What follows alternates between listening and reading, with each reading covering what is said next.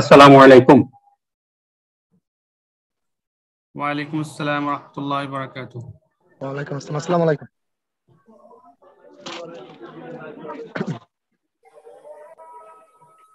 Programme তো live তো শুরু হয়ে গেছে না হাসান ভাই? জি, আচ্ছা, লাইভ শুরু হয়ে তাহলে গেছে। আপনি কি শুরু করবেন? জি, আমি শুরু করে দিচ্ছি, জাস্ট একটা মিনিট। জি।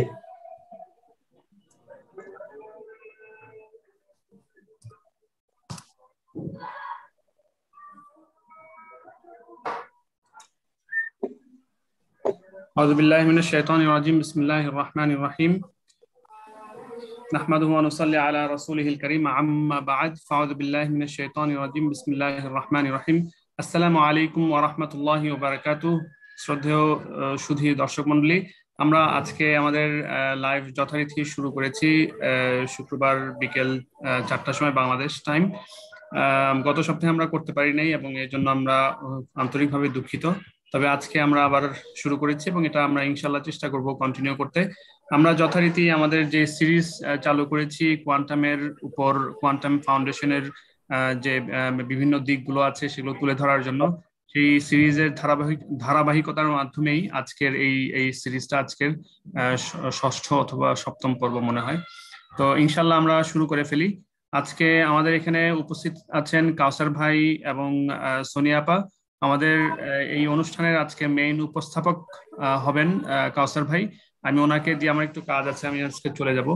তো কাউসার ভাই, আপনাকে আমি ফ্লোর দিয়ে চলে যাচ্ছি।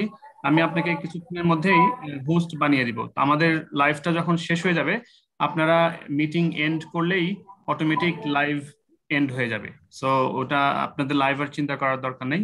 ইনশাআল্লাহ আপনারা শুরু করতে পারেন। বিসমিল্লাহ। আসসালামু আলাইকুম।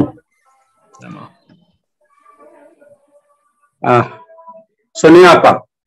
জি, আসসালামু আলাইকুম। ওয়ালাইকুম আসসালাম। আপা, আপনি ভালো আছেন? জি, আলহামদুলিল্লাহ। আপনি কেমন আছেন? আছি, শুকর আলহামদুলিল্লাহ। আপা, রেদওয়ান রাসেল কি ইন করেছেন? রেদওয়ান রাসেল, আপনি কি আমার কথা শুনতে পাচ্ছেন? জি জি, শুনতে পাচ্ছি স্যার। আচ্ছা, ঠিক আছে। আপনার কাছে আমি একটু পরে আসছি। আমি শুরুতে একটু সোনিয়া আপার কাছে যাচ্ছি। সোনিয়া আপা, আপনি কি আমার কথা শুনতে পাচ্ছেন? জি জি, একদম ক্লিয়ার। আচ্ছা আপা, আপনার কাছে একটু জানতে চাই, আপনি তো কোয়ান্টাম ফাউন্ডেশনে চট্টগ্রাম শাখায় দীর্ঘদিন থেকে কোয়ান্টামের সাথে খুব ওতপ্রোতভাবে জড়িত ছিলেন এবং এখানে আপনি মাটির ব্যাংক, হিলিং, জাকাত সহ কোয়ান্টামের যতগুলো খাত আছে সবগুলো খাতে প্রতি বছর মোটামুটি বেশ বড় অঙ্কের টাকা আপনি নিজে ডোনেশন করতেন এবং আপনার সারাউন্ডিং এ পরিবার, ফ্রেন্ড সার্কেলের মধ্যে অনেকের কাছ থেকে আপনি এরকম ডোনেশন এনে ফাউন্ডেশনে দিতেন।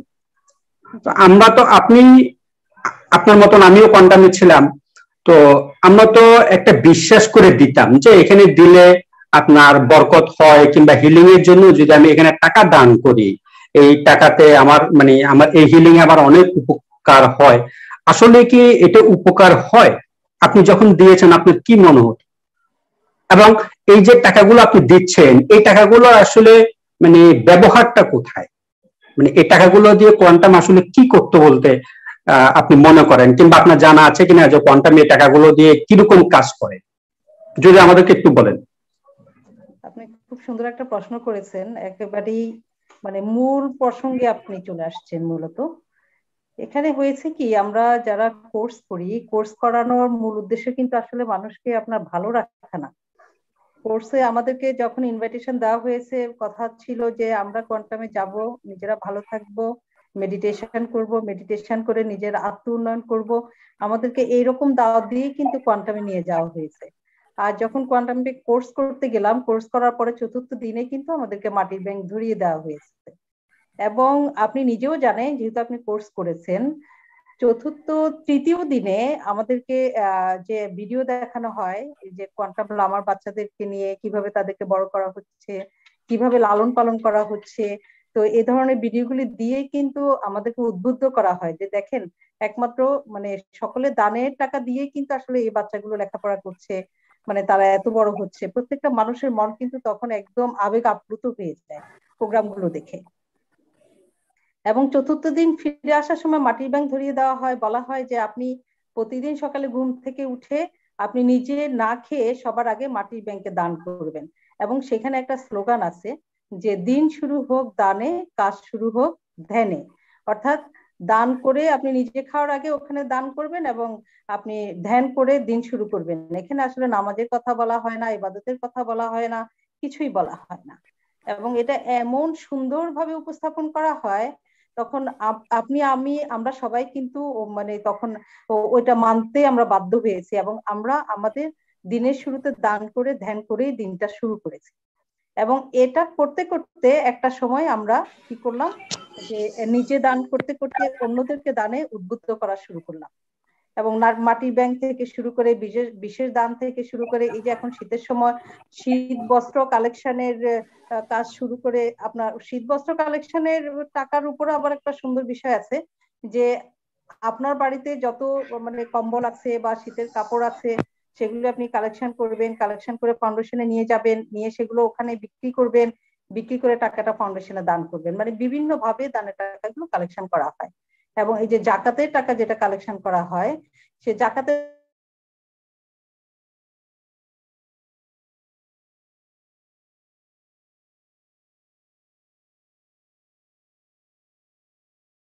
এখানে এই টাকাটা কি শুধু মুসলিমদের কাজে ব্যবহার হচ্ছে? না, হচ্ছে না। তাহলে আসলে কি জাকাতটা ঠিকভাবে আদায় হচ্ছে? সেটাও হচ্ছে না। আর সবচেয়ে বড় কথা হলো যে জাকাতের টাকা এবং দানের টাকা দিয়ে আপনার কথা ছিল যে বাচ্চাদের লালন পালন করবে, অথবা জাকাতের টাকা দিয়ে অন্যদেরকে, যারা সুবিধা বঞ্চিত মানুষ আছে যারা জাকাত পাওয়ার যোগ্য তাদেরকে জাকাত দেওয়া হবে। কিন্তু আমরা এতদিনে যেটা জেনে আসছি সবটাই কিন্তু ভুল ছিল। অ্যাকচুয়ালি জাকাতের টাকা দিয়ে এখানে কি করা হচ্ছে, এখানে ঋণ দেওয়া হচ্ছে। জাকাতের টাকা দিয়ে কিন্তু অন্য ধর্মের যারা আছে তাদেরকেও দেয়া হচ্ছে, এমনকি অন্য ধর্মের লোকের নামে কোরবানিও দেওয়া হচ্ছে। মানে এটা একটা অদ্ভুত একটা সঙ্গ, মানে যেটা আসলে কল্পনাই করা যায়, মানে যেটা আমরা ভাবতেও পারিনি। এবং এটা নিয়ে আসলে আমরা চিন্তাও করি, যখন ভাবোদয় হয়েছে এবং এই বিষয়ে চিন্তা শুরু করেছি তখন এটার ভিতরের যে বিষয়গুলো সেগুলো বের হতে শুরু করেছে। মূলত কোয়ান্টামের যে দানের টাকা দিয়ে আসলে এটা পুরোটাই একটা ব্যবসায়িক কেন্দ্র, এখানে ব্যবসায়ী হচ্ছে, আর এর চেয়ে বেশি কিছু আসলে হচ্ছে না। আর যে বাচ্চাগুলোর কথা বলছেন, এদেরকে দেখিয়ে দেখিয়ে কিন্তু আসলে টাকাগুলো কালেক্ট করা হচ্ছে। এরাই হচ্ছে মডেল, হ্যাঁ, ওরা হচ্ছে বিজ্ঞাপন, বিজ্ঞাপন হিসেবে তাদেরকে ব্যবহার করা হচ্ছে। এই যে আজকে আপনি দেখেন যে কিছুদিন আগে যে রিইউনিয়ন প্রোগ্রামটা হলো, রিইউনিয়ন প্রোগ্রাম আমি যতটুকু জানি আমরা নিজেরা যখন স্কুল কলেজে রিইউনিয়ন প্রোগ্রাম করি এটা আমরা স্টুডেন্টরাই কিন্তু এটার ব্যবস্থা করি। মানে আমরা নিজেরাই টাকা নিজেরাই চাঁদা তুলে তারপর রিইউনিয়ন করি, আমরা আমাদের কলেজে যাই, স্কুলে যাই, আমাদের পুরোনো দিনের স্মৃতির কথা মনে করি। এখানে কি আসলে ব্যাপারটা এরকম হয়েছে যে কোয়ান্টাম লামায় যে বাচ্চারা লেখাপড়া করেছে পুরনো স্টুডেন্টরাই কি আসলে এটা করেছে? না, করে নাই। এটা ফাউন্ডেশন নিজেই কিন্তু আপনার নিজেরা উদ্যোগী হয়ে কাজটা করেছে। তাহলে এটা কি ধরনের রিউনিয়ন হলো? আসলে ব্যাপারটা হয়েছে কি যে এখন আমাদের শ্রদ্ধেয় মুফাসিল স্যার যে জুম প্রোগ্রামটা করছেন তাদের মুখোশটা খুলে যাচ্ছে, তারা চিন্তা করছে যে আমরা আরেকটা নতুন বিজ্ঞাপন তৈরি করি। তারা নতুন করে আরেকটা বিজ্ঞাপন তৈরি করেছে যে বাচ্চাদেরকে ইনভাইটেশন দিয়েছে, ইনভাইটেশন দিয়ে তারপর কোয়ান্টামের এই যে দানের টাকা দিয়েই কিন্তু তারা এত বড় একটা প্রোগ্রাম করেছে। আপনি ভাবতে পারেন যে দানের টাকা আসলে তাদের লেখাপড়া করানোর কথা, দানের টাকায় এই যে তাদের জন্য দামি দামি গিফটের ব্যবস্থা করার কথা না, এবং ইউনিয়নের সমস্ত টাকা ফাউন্ডেশনের দানের টাকা দিয়ে হওয়ার কথা না। এবং এত প্রচারের পরেও দেখেন এখানে কিন্তু 300-350 বেশি কিন্তু বাচ্চা হয়নি, 30 থেকে 40 জনের বেশি গার্ডিয়ান আসেনি। এবং এটাকে বিজ্ঞাপন হিসেবে ব্যবহার করে কিন্তু আরো কোটি কোটি টাকা মানুষের কাছ থেকে নেওয়া হবে। তো তো কোয়ান্টাম যে কাজটা করছে সেটা আসলে কোনোভাবেই দেশের উন্নয়ন করছে না, জাতির উন্নয়ন করছে না। এবং আমাদের যে বিশেষ করে আমাদের মা বোনদের কথা বলি, আমি আজকে কোয়ান্টামে এই যে জুম প্রোগ্রামগুলিতে আসি শুধুমাত্র আমাদের মা বোনদেরকে সচেতন করার জন্য। আমার একটা আমি মনে করি এটা আমার একটা দায়বদ্ধতা থেকে আমি আসি, কারণ আমাদের মা বোনরা সবসময় হচ্ছে আপনার খুবই আপনার সরল মনের অধিকারী। মা মা বোনদের মন সবসময় আল্লাহ ওইভাবে তৈরি করেছেন, খুব নরম করে মনটা তৈরি করেছেন। যখন ওই যে ভালো কাজের কথা শুনে তারা কিন্তু তখন এখানে দৌড়ে যায়। কিন্তু আমাদের আসলে আরো অনেকগুলো কাজ করার আছে। আমাদের পরিবার, আত্মীয় স্বজন, তাদেরকে আমাদের দেখাশোনার বিষয় আছে। মেয়েদেরকে তো আল্লাহ মূলত হ্যাঁ কর্মজীবনে যেতে বলেনি সেটা না, মানুষ কর্ম করবে পাশাপাশি এই যে দুপুরবেলা নিজের পরিবারকে সময় না দিয়ে কোয়ান্টামে মঙ্গলবারে আলোকায়নে চলে যাবে, শুক্রবার সকালবেলা উঠে ঘুম থেকে উঠে পরিবারকে সময় না দিয়ে সাদাকায়নে চলে যাবে, তো এটা তো আসলে হয় না। তো মা বোনদেরকে চিন্তা করতে হবে যে আমি আমার আশেপাশে অনেক গরিব লোক আছে, আমি তাদেরকে দেখতে পারি। একজন অসুস্থ রুগীকে কিন্তু আমি আমার প্রতিবেশী একজন অসুস্থ রুগীকে আমি ডক্টরের কাছে নিয়ে যেতে পারি, এবং তাদের যদি টাকা না থাকে তাদের ট্রিটমেন্টের ব্যবস্থা করতে পারি। এটা কি দান না? আর যদি এমনই হয় যে আমার যদি এতই যদি এতিমের সেবা করতে হয়, আমরা নিজেরাই তো প্রতিটা ঘরে যদি একজন এতিমের দায়িত্ব নেই, তাহলে কি বাংলাদেশে কি আসলে কোনো এতিমের সংখ্যা থাকে? থাকে না। এই এতিমদের জন্য কি লামা কোয়ান্টাম কি দরকার হয়? দরকার হয় না। আর যদি তাও ভালো লাগতো যদি এই আমাদের এই বাচ্চাগুলো যদি সঠিকভাবে যদি ওখানে সেবা পেত, সঠিকভাবে তারা যদি জ্ঞান অর্জন করতো, সঠিকভাবে যদি তারা উচ্চশিক্ষায় শিক্ষিত হতো, তাহলে আমি মনে করতাম যে না ঠিক আছে, এটা সঠিক সংগঠন। এটা সঠিক সংগঠন বলার কোনো অপেক্ষায় রাখে না। কারণ সঠিক সংগঠন যদি হতো, একটা ছেলে এইচএসসি কমপ্লিট করার পর তাকে ছুঁড়ে ফেলে দেওয়া হতো না, কোনোভাবে ছুঁড়ে ফেলে দেওয়া হতো না। তাকে একদম তার সর্বোচ্চ শিখরে পৌঁছা পর্যন্ত, অর্থাৎ সে যেন তার পরিবারের দায়িত্ব পালন করতে পারে এবং সেও যেন এইভাবে আরো আরো এতিমের দায়িত্ব নিতে পারে, সেরকম যোগ্য হওয়া পর্যন্তই তাকে কিন্তু দেখাশোনা করার কথা। আমার প্রশ্ন একটাই, আমরা যারা এই যে কোয়ান্টামে আমরা দান করছি, হ্যাঁ আমাদেরও তো সবার সন্তান আছে। আমার সন্তান যদি ইন্টারমিডিয়েট কমপ্লিট করার পরে কি আমি তাকে কি ফেলে দিব? আমি কি তাকে বলবো এখন থেকে তোমার সকল দায়িত্ব তোমার? আমার সন্তান কি পারবে তার সকল দায়িত্ব সে এইচএসসি কমপ্লিট করার পর তার দায়িত্ব পালন করতে? সে পারবে না। আমি তো তাকে জীবনের শেষ মুহূর্ত পর্যন্ত দেখবো, অন্তত সে প্রতিষ্ঠিত হওয়া পর্যন্ত, ইনকাম করার যোগ্য হওয়া পর্যন্তই তো আমি তাকে লালন পালন করবো। তাহলে কোয়ান্টাম কি সেটা করছে? করছে না। 2-4 জন বাচ্চাকে যদি আমি খরচ দিয়েই বলি, 2-4 জন বাচ্চাকে যে দিচ্ছে না তা না, দিচ্ছে। কিন্তু 2-4 জনকে দিলেই কি আমার হবে? আমার সকল সন্তানকে দেখতে হবে। কারণ আমি আমার এক সন্তানকে দেখবো আরেক সন্তানকে দেখবো না, এটা তো হতে পারে না। তা আমি মনে করি আমরা কোয়ান্টামে যে দানটা করছি এটা আসলে কি আমাদের যে সংগঠনের পেট ভরাচ্ছি, এছাড়া আর কিছুই না। কারণ আমরা সংগঠনের পেট ভরানোর জন্য, ব্যবসার জন্য কিন্তু দানটা করছি না। এই জন্য আমাদেরকে সচেতন হতে হবে। তো কাসর ভাইকে ধন্যবাদ। আমি আমার সংক্ষিপ্ত বক্তব্য এখানে শেষ করলাম। আসসালামু আলাইকুম। জি, ধন্যবাদ আপা। আমি একটু রেদওয়ান রাসেলের কাছে যেতে চাচ্ছিলাম। রেদওয়ান রাসেল, আপনি কি আমার কথা শুনছেন? আসসালামু আলাইকুম। জি স্যার, শুনতে পাচ্ছি। আপনি তো সেখানে মানে দীর্ঘ 12 বছর পড়ালেখা করেছেন, এবং আমরা যতটুকু জানি গত 1-2 তারিখ লামাতে আপনি যে Lama quantum Cosmo school and কলেজে পড়ালেখা করেছেন, সেখানে একটা রিইউনিয়ন হয়েছে। তো আপনি কি সেই রিইউনিয়নের জন্য কি আপনাকে কি দাওয়াত পৌঁছানো হয়েছিল যে এখানে একটা রিইউনিয়ন হচ্ছে? এবং আমি যতটুকু জানি আপনারা হচ্ছেন মোস্ট 3টা ব্যাচের মধ্যে একটা, মোস্ট সিনিয়র 3টা ব্যাচের মধ্যে একটা। নর্মালি এই ধরনের একটা রিউনিয়ন করলে মোস্ট সিনিয়র ব্যাচ থেকে এই ধরনের ইনিশিয়েটিভটা নেওয়া হয়। এক্ষেত্রে আপনাদেরকে কি জানানো হয়েছিল যে এইরকম একটা রিউনিয়ন হবে, কিংবা এটার উদ্যোগটা আসলে কে নিয়েছিল, কোন কোয়ান্টা থেকে এই উদ্যোগটা নেওয়া হয়, নাকি এটা আসলে পূর্ব পরিকল্পিতভাবে মহাজাতকেই এই রিউনিয়নের উদ্যোগটা নিয়েছিল? আপনার কাছে এই ব্যাপারে কি তথ্য আছে? আসসালামু আলাইকুম। আপনাকে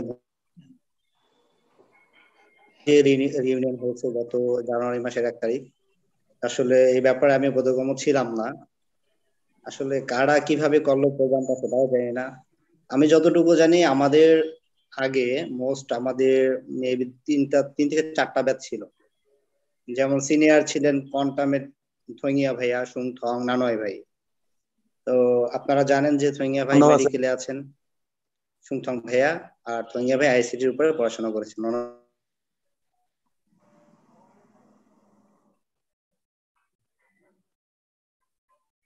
ইসমাইল, আমি, রাসেল, আপনার কথা শোনা যাচ্ছে না। রাসেল, আবু সুফিয়ান, কাউসার, রাসেল, কোয়ান্টারা রিইউনিয়ন করে থাকে, সেক্ষেত্রে অবভিয়াসলি যারা মোস্ট সিনিয়র, আমি যাদের নাম বললাম, ওনারাই জানবেন হয়তো বা ওনারাই আমাদের সাথে কথা বলবেন। কিন্তু আসলে রিইউনিয়ন হয়েছে, আমি প্রত্যক্ষভাবে শুনিনি, আমি পরোক্ষভাবে শুনেছি যে রিইউনিয়নের ব্যবস্থা করা হচ্ছে। বাট এইখানে কারা করলো, কারা ম্যানেজমেন্ট কমিটিতে ছিল, কিভাবে হলো, এগুলো সম্পর্কে আসলে আমি বোধগম্য না। যে কারণে আসলে আমি সঠিক ইনফরমেশনের কারণে বা সঠিক ইনফরমেশন অভাবে আমি সেখানে যেতে পারিনি। আচ্ছা, তো আমরা আমাদের কাছে একটা তথ্য এসছে, আপনি গত রিউনিয়ন ঠিক আগে আগে ফেসবুকে একটা পোস্ট দিয়েছিলেন যে আপনি আপনাদের যে ব্যাচ, আপনাদের ব্যাচ থেকে 2 জন, এবং আপনি আপনাদের ব্যাচ থেকে বীরুত্তম ত্রিপুরা, সে তো ঢাকা ইউনিভার্সিটির চান্স পেয়েছে ফিনান্সে। বীর বাহাদুর, হ্যাঁ সরি, বীর বাহাদুর ত্রিপুরা আপনার ফিনান্সের চান্স পেয়েছিল, এবং আপনি এবং রুবেল মোল্লা আপনারা দুইজনই কোন একটা পাবলিক বিশ্ববিদ্যালয়ে চান্স পেয়েছেন বলে আপনারা দাবি করছেন। কিন্তু একজন আমাদেরকে আজকে একটা জিনিস ফরওয়ার্ড করলো, তিনি দাবি করছেন যে আপনারা কোথাও চান্স পাননি, আপনারা এটা কোয়ান্টামের বিরুদ্ধে মিথ্যাচার করছেন। এই ব্যাপারে কি আপনার কোনো বক্তব্য আছে? আসলে আমি যতটুকু জানি, আমাদের এখানে বীর বাহাদুর ত্রিপুরা, যিনি আমার যে ক্লাসমেট, উনি ঢাকা ভার্সিটিতে চান্স পেয়েছিলেন, এবং আমার আরেকটা ফ্রেন্ড হচ্ছে নানো ইমরং রাজশাহী ভার্সিটিতে চান্স পেয়েছিল, এই দুইটা। আর আমারটা আমি যতটুকু জানতাম আমি ওয়েটিং এ ছিলাম, আমি চান্স যে একেবারে পেয়েছি মেরিট লিস্টে সেটা আমি বলবো না। আর আমি যতটুকু, এটা অবশ্য আমি ইদানিং শুনছি, বা তখন আসলে আমাদের কাছে তো মানে কোথাও যখন ভর্তি এডমিশন দিতাম ওইভাবে যোগাযোগ করার কোনো ওয়ে ছিল না যে আচ্ছা আমি অনলাইনে যোগাযোগ করি বা ফোনে একটু খোঁজ নিই আমি ওয়েটিং লিস্ট কতদূর কি, কারা যাচ্ছে, কারা এখানে খোঁজ খবর নিলে অবশ্যই হয়তো বা চান্স হতে পারতো। কিন্তু আমারটা আমি বলতে পারবো না, কারণ রুবেল মোল্লা জি উনি নাকি পেয়েছিলেন, আমি যতটুকু জানি আর কি। আমি তখন জানতাম না, পরে আমি শুনেছি বিষয়টা, কিন্তু আমারটা রুবেল মোল্লা রাজশাহী বিশ্ববিদ্যালয়ে চান্স পেয়েছিল, কিন্তু এই খবরটা ফাউন্ডেশন রুবেল মোল্লাকে জানায় নাই, এবং এই জিনিসটা নিয়ন্ত্রণ করতো রাজশাহী কোয়ান্টাম ফাউন্ডেশন। তো তারা এটা যখন লামা কোয়ান্টামকে জানায়, তো রুবেল এবং মামুনকে বহিষ্কার করা হবে এটা সিদ্ধান্ত হয়ে গিয়েছিল। যেহেতু বহিষ্কার করা হবে, সেহেতু তাদেরকে আর ইউনিভার্সিটিতে অ্যাডমিট না করানোর জন্য এই তথ্যটা গোপন রাখা হয়, এবং এই তথ্যটা রুবেল মোল্লা বা তাদের বন্ধুরা কেউই জানতো না, কিন্তু পরবর্তী পর্যায়ে এটা জানাজানি হয়ে গেছিল আর কি, বিষয়টা এই। আচ্ছা, আমি একটু জানতে চাচ্ছি রাসেলের কাছে, আপনি যে ওয়েটিং, জি আকাশ ভাই, আপনি যে ভদ্রলোকের লেখা একটা কথা বলছেন, ওই লেখাটা পড়ার সৌভাগ্য আমার হয়েছিল। উনি অনুমান করতেছেন যে এই লেখাটা রাসেলকে যিনি সাজিয়ে গুছিয়ে দিয়েছেন, তো উনি কি জ্যোতিষীগিরি করেন? উনি কিভাবে জানলেন এই লেখাটা রাসেলকে সাজিয়ে গুছিয়ে দিয়েছে? একটা জিনিস মনে রাখতে হবে যে রাসেল ছিল কোয়ান্টামের প্রথম ব্যাচের ক্যাম্পে মুনুং যাওয়ার পর থেকে প্যারেড কমান্ডার, দীর্ঘদিন প্যারেড কমান্ডার, এবং সে খুব সামাজিক ছেলে, সবার সাথে তার যোগাযোগ আছে, পাহাড়ি বাঙালি টিচারদের সাথে। এই তথ্যগুলো তার বন্ধু বান্ধবরা তাকে দিয়েছে, এবং অনেক বন্ধু বান্ধবদের সাথে আমি কোর্স করছি, তারা বলছে হ্যাঁ রাসেল যেটা লিখছে এটা ঠিক আছে। রনি ভাই, যিনি Lama quantum Cosmo school and কলেজের কোনো টিচার ছিল না, ব্রাদার ছিল না, শিক্ষা বিভাগে তার কোনো ভূমিকা ছিল না, সে এবং মাহফুজ ভাই সংযোগায়নের, এরা চিটাগাংয়ে যে পুরোটা অর্গানাইজ করছে, এবং এই জিনিসটা আমাকে চিটাগাং ইউনিভার্সিটির একাধিক ছাত্র আমাকে জানাইছে। চিটাগাং ইউনিভার্সিটির উক্কয়ে মার্মা মিল্টন বম, ঢাকা ভার্সিটি থেকে ভানরাম বম এবং শফিকুল শাহিদুজ্জামান, আর চিটাগাং ইউনিভার্সিটির আরিফুল শরীফুল, 2 ভাই, এরাই মূলত এটা ছাত্রদের বন্ধু হিসেবে অর্গানাইজ করবে। এভাবে মানে ঢেউ তোলার পর যখন ব্যয়ের প্রশ্নটা আসছে, যখন অর্গানাইজের প্রশ্নটা আসছে, তখন মাহফুজ ভাইয়ের মাধ্যমে ফাউন্ডেশন আসছে। বাট ফাউন্ডেশন যদি ইনভাইট করতো, এখানে 50টা ছেলেও যাইতো না, আমি লিখিত দিতে পারি। অতএব এই লেখাটা যে রাসেলের লেখা না, যিনি বলছেন তিনি আসলে মানে ভুল না, তিনি মিথ্যা বলছেন। এবং তিনি যে কথাটা বলতে চাচ্ছেন যে রাসেল যে 12 বছর লেখাপড়া করছে, 12 লক্ষ টাকা তার পিছনে খরচ হয়েছে, সে কথায় কথায় মহাজাতক লেখছে, অশ্রদ্ধা প্রকাশ করছে, এখানে এটার জবাব হচ্ছে এটাই যে রাসেলদেরকে দেখায় যে প্রতারণা করে কোটি কোটি টাকা কামালো, রাসেলদেরকে দেখায়, রাসেলদেরকে শিক্ষার কথা বলে, ভার্সিটিতে পড়ার কথা বলে যারা বাণিজ্য করলো, তারা মিথ্যাবাদী হলো না, প্রতারক হলো না, লেখার জন্য রাসেল হলো প্রতারক, রাসেল হলো মিথ্যাবাদী, অকৃতজ্ঞ, যে 12 বছর খাইলো 12 লাখ টাকা, আজকে তার মহাজাতক লেখাটা, এই কথাগুলো সাজায় গুছায় মিথ্যা লেখাটা কি তার ঠিক হলো? কিন্তু প্রশ্ন হচ্ছে রাসেল যেটা করেছে, রাসেল ইতিহাসে সত্য কথাটা সে প্রকাশ করে দিয়েছে। এখানে 395 জন ছাত্র প্রাক্তন গিয়েছে মাত্র, আর অনেক ছাত্র যাওয়ার ছিল কাউসার ভাই। সর্বোচ্চ আমাকে বলছে 80 জন গার্জিয়ান গেছে, সর্বনিম্ন বলছে 35 জন গেছে, যেখানে হাজার হাজার লামা, থানচি, রোয়াংছড়ি, রুমা, নাকখ্যাংছড়ি, আলীকদম থেকে জিপ নিয়ে গার্জিয়ান যাওয়ার কথা, সেখানে কোনো গার্জিয়ান যায় নাই, কোনো জিপ যায় নাই। কেন? কোয়ান্টামকে ওইভাবে পাহাড়িরা বলেন, বাঙালিরা বলেন, ছাত্র অভিভাবকরা বলেন আর পছন্দ করে না। তারা জানে এটা একটা এতিম অনাথ বাচ্চাদের কথা বলে, অধিকাংশ বাচ্চা এতিম অনাথ না, এগুলা দেখায় তারা মাটির ব্যাংক থেকে টাকা নিয়ে এসে বাণিজ্য করে খায়। এই ছাত্র সম্মেলন অথবা ঘরে ফেরা 2022 মহাজাতক করেছে শুধু একটা কারণেই, সেটা হচ্ছে আমরা যখন মুফাজ্জল ইসলাম সাহেবের ইংল্যান্ড থেকে লাইভ জুমে আসছি, বা এইখান থেকে আমরা যখন আবু সুফিয়ান ভাইয়ের অস্ট্রেলিয়া থেকে লাইভ জুমে যখন মেহেদি হাসান আসতেছে, রাসেল হাওলাদার আসতেছে, কিয়াপুরু মার্মা আসতেছে, রুবেল মোল্লা আসতেছে, তো মহাজাতক তো বুঝতে পারতেছে যে তার তো কাপড় ধরে টানা শুরু হয়ে গেছে, ধারাবাহিকের পর ছাত্র আসতেই থাকবে। এই ছাত্রগুলো যাতে না আসে, এই জন্য ওনার পালিত কিছু ছাত্র ঘুঘু দিয়ে যেভাবে ঘুঘু ধরে, ওনার পালিত কিছু ছাত্রদেরকে দিয়ে এই সম্মেলনের কথা বলে, ঘরে ফেরার কথা বলে, সম্মেলনের কথা বলে একটা নাটক করে এসআই টুটুলকে দিয়ে সঙ্গীত অনুষ্ঠান করে মজমা করছে। আপনি শুনলে অবাক হবেন যে জাহিদ ভাইয়ের মতো নিবেদিত প্রাণ সড়ক দুর্ঘটনায় মারা গেছেন, শহীদ হয়ে গেছেন, যে শোভন ভাইয়ের মতো নিবেদিত প্রাণ একটা আদর্শ মানুষ ওখানে মারা গেছেন হার্ট অ্যাটাক করে। প্রথম যে ছেলেটা তোহাই সিং মার্মা ম্যালেরিয়া হয়ে মারা গেছে, ছাত্র, এক বাবার একমাত্র পুত্র ছিল। যে ছেলেটা পানিতে পড়ে মারা গেছে ভানরাম বম আলোকায়ন হ্রদে। যে দুইটা ছেলে বাঙালি ছেলে পাইপে পড়ে এই গত 21-এ মারা গেল। এদের 5 জনের জন্য কি শোক প্রস্তাব পাশ করা হয়েছে? কেউ বলতে পারবে? যারা সম্মেলনে অংশগ্রহণ করছে তাদের নাম স্মরণ করা হয়েছে? তাদের পরিবারের লোকদেরকে দাওয়াত করা হয়েছে? জাহিদ ভাইয়ের বউকে কি দাওয়াত করা হয়েছে? শোভন ভাইয়ের বউ, যার সাথে শোভন ভাই এক রাত সময় কাটায় নাই, শোভন ভাইয়ের বউকে, শোভন ভাইয়ের বাবা মাকে কি দাওয়াত করা হয়েছে? এটা কি ওই যিনি লিখেছেন রাসেল অকৃতজ্ঞ, ওই কৃতজ্ঞ বান্দাটাকে জিজ্ঞেস করতে ইচ্ছা করে যে তাদের কৃতজ্ঞতা বোধটা কোথায়? কেন আজকে এই সমস্ত শোভন ভাইয়ের ফ্যামিলি, জাহিদ ভাইয়ের ফ্যামিলি দাওয়াত পাবে না?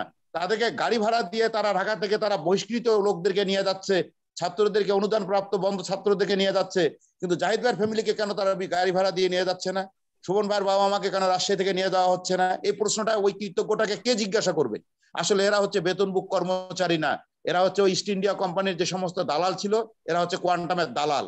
এদেরকে কোনো সম্মান করে কথা বলাই উচিত না। আচ্ছা আনোয়ার ভাই, বিভ্রান্ত হবেন না। আমরা যতটুকু জানি যে এই প্রোগ্রামে কোয়ান্টাম কসমিক স্কুল অ্যান্ড কলেজের প্রতিষ্ঠাতাকালীন সভাপতি, যিনি টানা 18 বছর স্কুলের সভাপতির দায়িত্ব পালন করেছেন, তিনিও যাননি। চক্রবর্তী, জি জি, বাবুতিন করে চক্রবর্তী। এই ব্যাপারে আপনার কাছে কি তথ্য আছে? এবং পরবর্তীতে যিনি সভাপতি হয়েছেন আপনার মুজিবুর রহমান সাহেব, ওনারা দুইজনেরই কেউ কিন্তু আপনার দাওয়াত দেওয়া হয়নি। পরবর্তীতে মুজিবুর রহমান সাহেব সভাপতি হননি। বাবু তিনকুড়ি চক্রবর্তী 18 বছর সভাপতি ছিলেন, এবং ওনার বন্ধু বাবু দিলীপ কুমার চক্রবর্তী বান্দরবনের এডিসি জেনারেল ছিলেন। তাকে দিয়ে আমরা 2000 সালের 1 জানুয়ারি কোয়ান্টাম শিশু কাননের আবাসিকটা উদ্বোধন করি, এবং বাবু তিনকুড়ি চক্রবর্তী প্রথম 1 লক্ষ টাকা দিয়েই কিন্তু এই আবাসিকটা নির্মাণ করা হয়। বাবু তিনকুড়ি চক্রবর্তী টানা 18 বছর সভাপতি ছিলেন কোয়ান্টাম কসমিক স্কুল অ্যান্ড কলেজের পরিচালনা পরিষদে।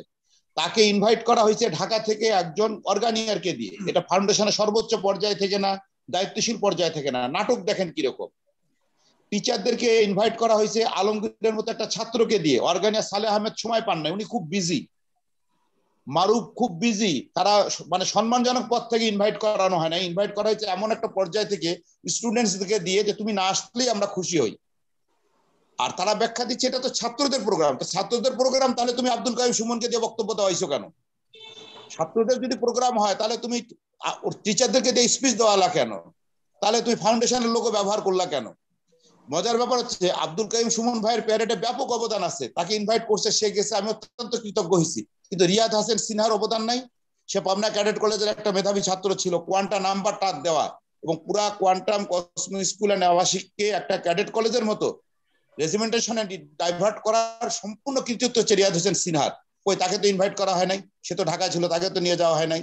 যে নজরুল সাফিয়ানের ডাক্তার ছিলেন, বাংলাদেশ আনসারের সদস্য ছিলেন, প্রথম যে লোকটা 2000 সালে বান্দরবনে আমরা প্যারেডে ফার্স্ট হই, যার বুরহান ভাই খুব ভালো জানবে, বুরহান ভাই গেছিলেন, যে এই নজরুল একটা বিবাহিত মানুষ, ভোরে ফজরের নামাজের আজানের পরে এসে বাচ্চাদেরকে প্যারেড শিখাতো, বিকালে শিখাতো, তারপর 16 ডিসেম্বরের আগে রাতে শিখাতো। সেই নজরুলকে কিন্তু ইনভাইট করা হয় নাই।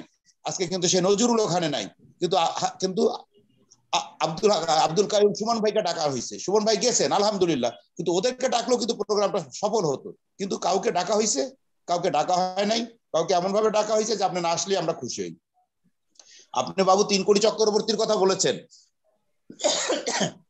কোয়ান্টাম কসমো স্কুল অ্যান্ড কলেজের শিক্ষাগত কারিকুলাম, শিক্ষক, শিক্ষার মান, শিক্ষা উপকরণ, আবাসিক ভবন নির্মাণ, শিক্ষাদানের পাঠ্যক্রমের যদি এককভাবে কারো অবদান থাকে, তাহলে আমি বলবো যে মহাজাতকের চেয়ে 3 কোটি বাবু চক্রবর্তীর অবদান অনেক বেশি। এরপর মুজিবুর রহমান সাহেবের, কারণ মুজিবুর রহমান সাহেব শিক্ষা প্রতিষ্ঠানের সাথে সংশ্লিষ্ট। আমি জানি না মুজিবুর রহমান সাহেবকে ইনভাইট করা হয়েছিল কিনা বা উনি কেন যান নাই, এটা উনি ভালো বলতে পারবেন, আমি ওনার সাথে যোগাযোগ করি নাই।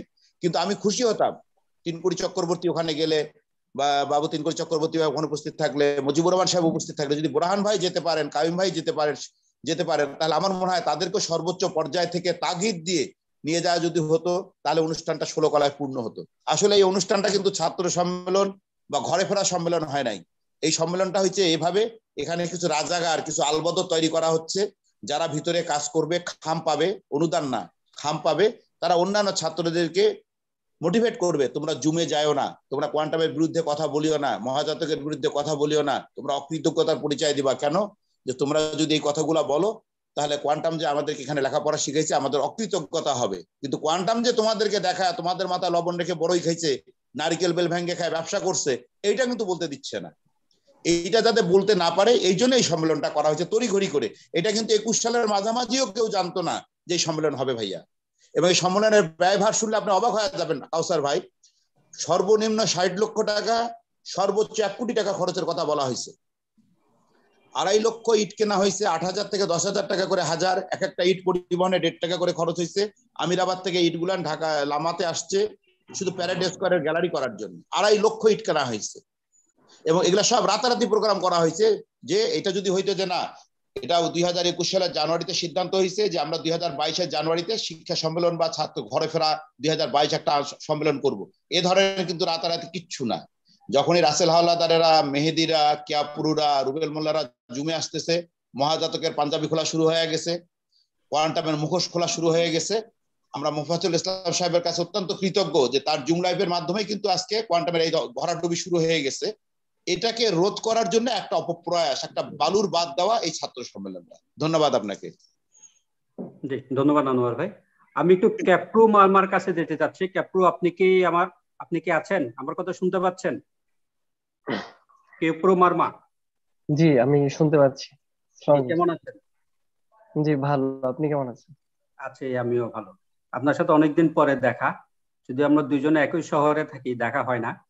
আমি আপনার কাছে একটু জানতে চাচ্ছি, আপনি কি আপনাদের যে রিউনিয়ন এই প্রোগ্রামে গিয়েছিলেন কিনা, এবং আমি কোয়ান্টাম থাকাকালীন আপনাদের যতগুলো সাংস্কৃতিক প্রোগ্রাম হতো, প্রত্যেকটা প্রোগ্রামে কিন্তু আপনার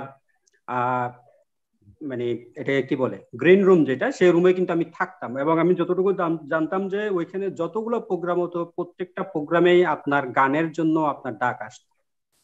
তো হঠাৎ করে এরকম একটা প্রোগ্রাম হলো, আপনার মতন কোয়ান্টামে আপনাকেই সবাই চিনে, আপনাকে চিনে না কোয়ান্টাম ফাউন্ডেশনের আমার মনে হয় না এরকম কোনো ব্যক্তি নাই যে আপনাকে চিনে না। তো আপনি কি সেখানে গিয়েছিলেন, কিংবা আপনাকে তারা দাওয়াত দিয়েছিল? জি, সেখানে হঠাৎ করে আমাকে 21 সালের শেষের দিকে আমাকে জানাই আমার চিটাগাং বিশ্ববিদ্যালয়ের কিছু বড় ভাইরা আমাকে বলে বিষয়টা, যে আমরা আগামী বছরের শুরুতে একটা রিউনিয়ন করতে যাচ্ছি, সেখানে সবাই আসবে, সবাইকে ডাকা হচ্ছে, এটা শুধু মাত্র কোয়ান্টারাই করতেছে, এভাবে অনেক মানে আমাকে ওনারা বলে কথাগুলা গুছাই বলে। পরে আমি সিদ্ধান্ত নিই যে আমি একটু জিনিসটা জানতে চাচ্ছি, এই যে যারা বললো চিটাগাং ভার্সিটির, আমার কাছে কিছু তথ্য আছে যে কারা কারা এই উদ্যোগটুকু নিয়েছিল। তারা যে বললো এখানে শুধুমাত্র কোয়ান্টাদেরকে নিয়ে প্রোগ্রাম, তাহলে এই জি কোয়ান্টাদেরকে জি জি নিয়ে প্রোগ্রাম যদি হয়, এই কোয়ান্টারা কিভাবে মহাজাতকের মতন একজন ব্যক্তিকে, যেখানে আমি যখন স্কুলে ছিলাম আমরা জানি যে লামাতে যখন মহাজাতক কিংবা এই মহাজাতকের পালিত মেয়ে মাইশা তাবাসসুম কিংবা লাকিয়াপাড়া যখন আসতো, তখন আপনাদের কাউকে তাদের সঙ্গে কথা বলার কোনো সুযোগ দেয়া হতো না, এবং জি আপনারা না তাদের সাথে আপনাদের কোনো মানে টাচই ছিল না। সেই জায়গায় মহাজাতকের মতন একজন ব্যক্তির কাছে কি কোয়ান্টাদের পক্ষে কি এটা বলা সম্ভব যে আপনি আমাদেরকে 50 লাখ টাকা দেন, আমরা এরকম একটা রিউনিয়ন প্রোগ্রাম করব? এটা মোটেও সম্ভব না, কারণ আমরা হচ্ছে গুরুজিকে আমরা বছরে 2-3 বার দেখতে পেলেও মানে কাছে গিয়ে যে একটা মানে আলাদাভাবে যে ইন্ডিভিজুয়ালি কথা বলবো সেই সুযোগটা আমরা পাই নাই কোনো সময়। কারণ সব সময় হচ্ছে গুরুজির চারপাশে হচ্ছে স্যাররা থাকতো, মানে বড় বড় স্যাররা ম্যাডামরা থাকতো। সো আমরা যে ইন্ডিভিজুয়ালি হচ্ছে আমাদেরকে যখন সবাইকে একসাথে কোনো জায়গায় হচ্ছে বসায় আলোচনা করা হয়, তখন হচ্ছে গুরুজি আসতো, সেখানে হচ্ছে বক্তব্য দিত কিছু সময় ধরে, তারপর উনি বক্তব্য দিয়ে চলে যেতেন। ওইভাবে আমাদের আলাদাভাবে ওনার কাছে গিয়ে কথা বলা বা কোনো প্রশ্ন করা বা কিছু জানার কোনো সুযোগ ছিল না। তাহলে এই যে এই প্রোগ্রামের পারপাসে যে টাকাগুলো খরচ করা হলো, বিভিন্ন জনকে অনেক রকমের গিফট দেওয়া হলো, এবং আমি যতটুকু জানি এ পর্যন্ত কোয়ান্টামে যেসব উচ্চশিক্ষার্থী, যেসব কোয়ান্টা আছে যারা কোয়ান্টাম কসমিক স্কুল অ্যান্ড কলেজে পড়েছে, এর মধ্যে হাতে গোনা হয়তো 20-25 জনকে প্রতি মাসে অনুদান দেয়। আমার মতে এর সংখ্যা এর বেশি হবে না, বরঞ্চ কমতে পারে। তো জি যেখানে তারা স্টুডেন্টদেরকে অনুদান দেয়া বন্ধ করে দিয়েছে, এবং আমার কাছে তথ্য আছে বেশ কয়েকজন স্টুডেন্ট অনুদানের অভাবে তারা তাদের শিক্ষা কার্যক্রম বন্ধ করে বাড়িতে চলে গিয়েছে, যে তাদের পক্ষে, তার ফ্যামিলির পক্ষে একটা পাবলিক বিশ্ববিদ্যালয়ে পড়ার মতন যে খরচ, এই খরচটুকু বিয়ার করা সম্ভব না। সেই জায়গাতে জি এই যে মানুষের দানের টাকায় এইরকম একটা প্রোগ্রাম করা, আমি গত বছর 2020 সালে আমাদের যে স্কুল, আমাদের স্কুলের একটা প্রোগ্রাম আমরা করেছিলাম রাঙ্গামাটিতে। আমরা চট্টগ্রাম থেকে প্রায় 1,500 স্টুডেন্ট 50 বছর পূর্তি উপলক্ষে আমরা একটা প্রোগ্রাম করেছি। আমাদের পার হেড একদিনের প্রোগ্রামে আমাদের খরচ হয়েছিল 1,500 টাকা করে। তাহলে এই যে কোয়ান্টাম 2 দিনের একটা প্রোগ্রাম করলো, সেখানে একটা এসআই টুটুলের মতন একটা ব্যান্ড সঙ্গীত আনা হলো, এই যে এত টাকা, এই টাকাটা আসলে কোত্থেকে আসছে? এটাকে আপনারা মানে কোয়ান্টারা যারা গিয়েছিল তারা দিয়েছে, নাকি এটা আসলে কোয়ান্টাম ফাউন্ডেশনেই মূলত নেপথ্য নায়ক হিসেবে পুরো প্রোগ্রামের খরচটাই তারা দিয়েছে?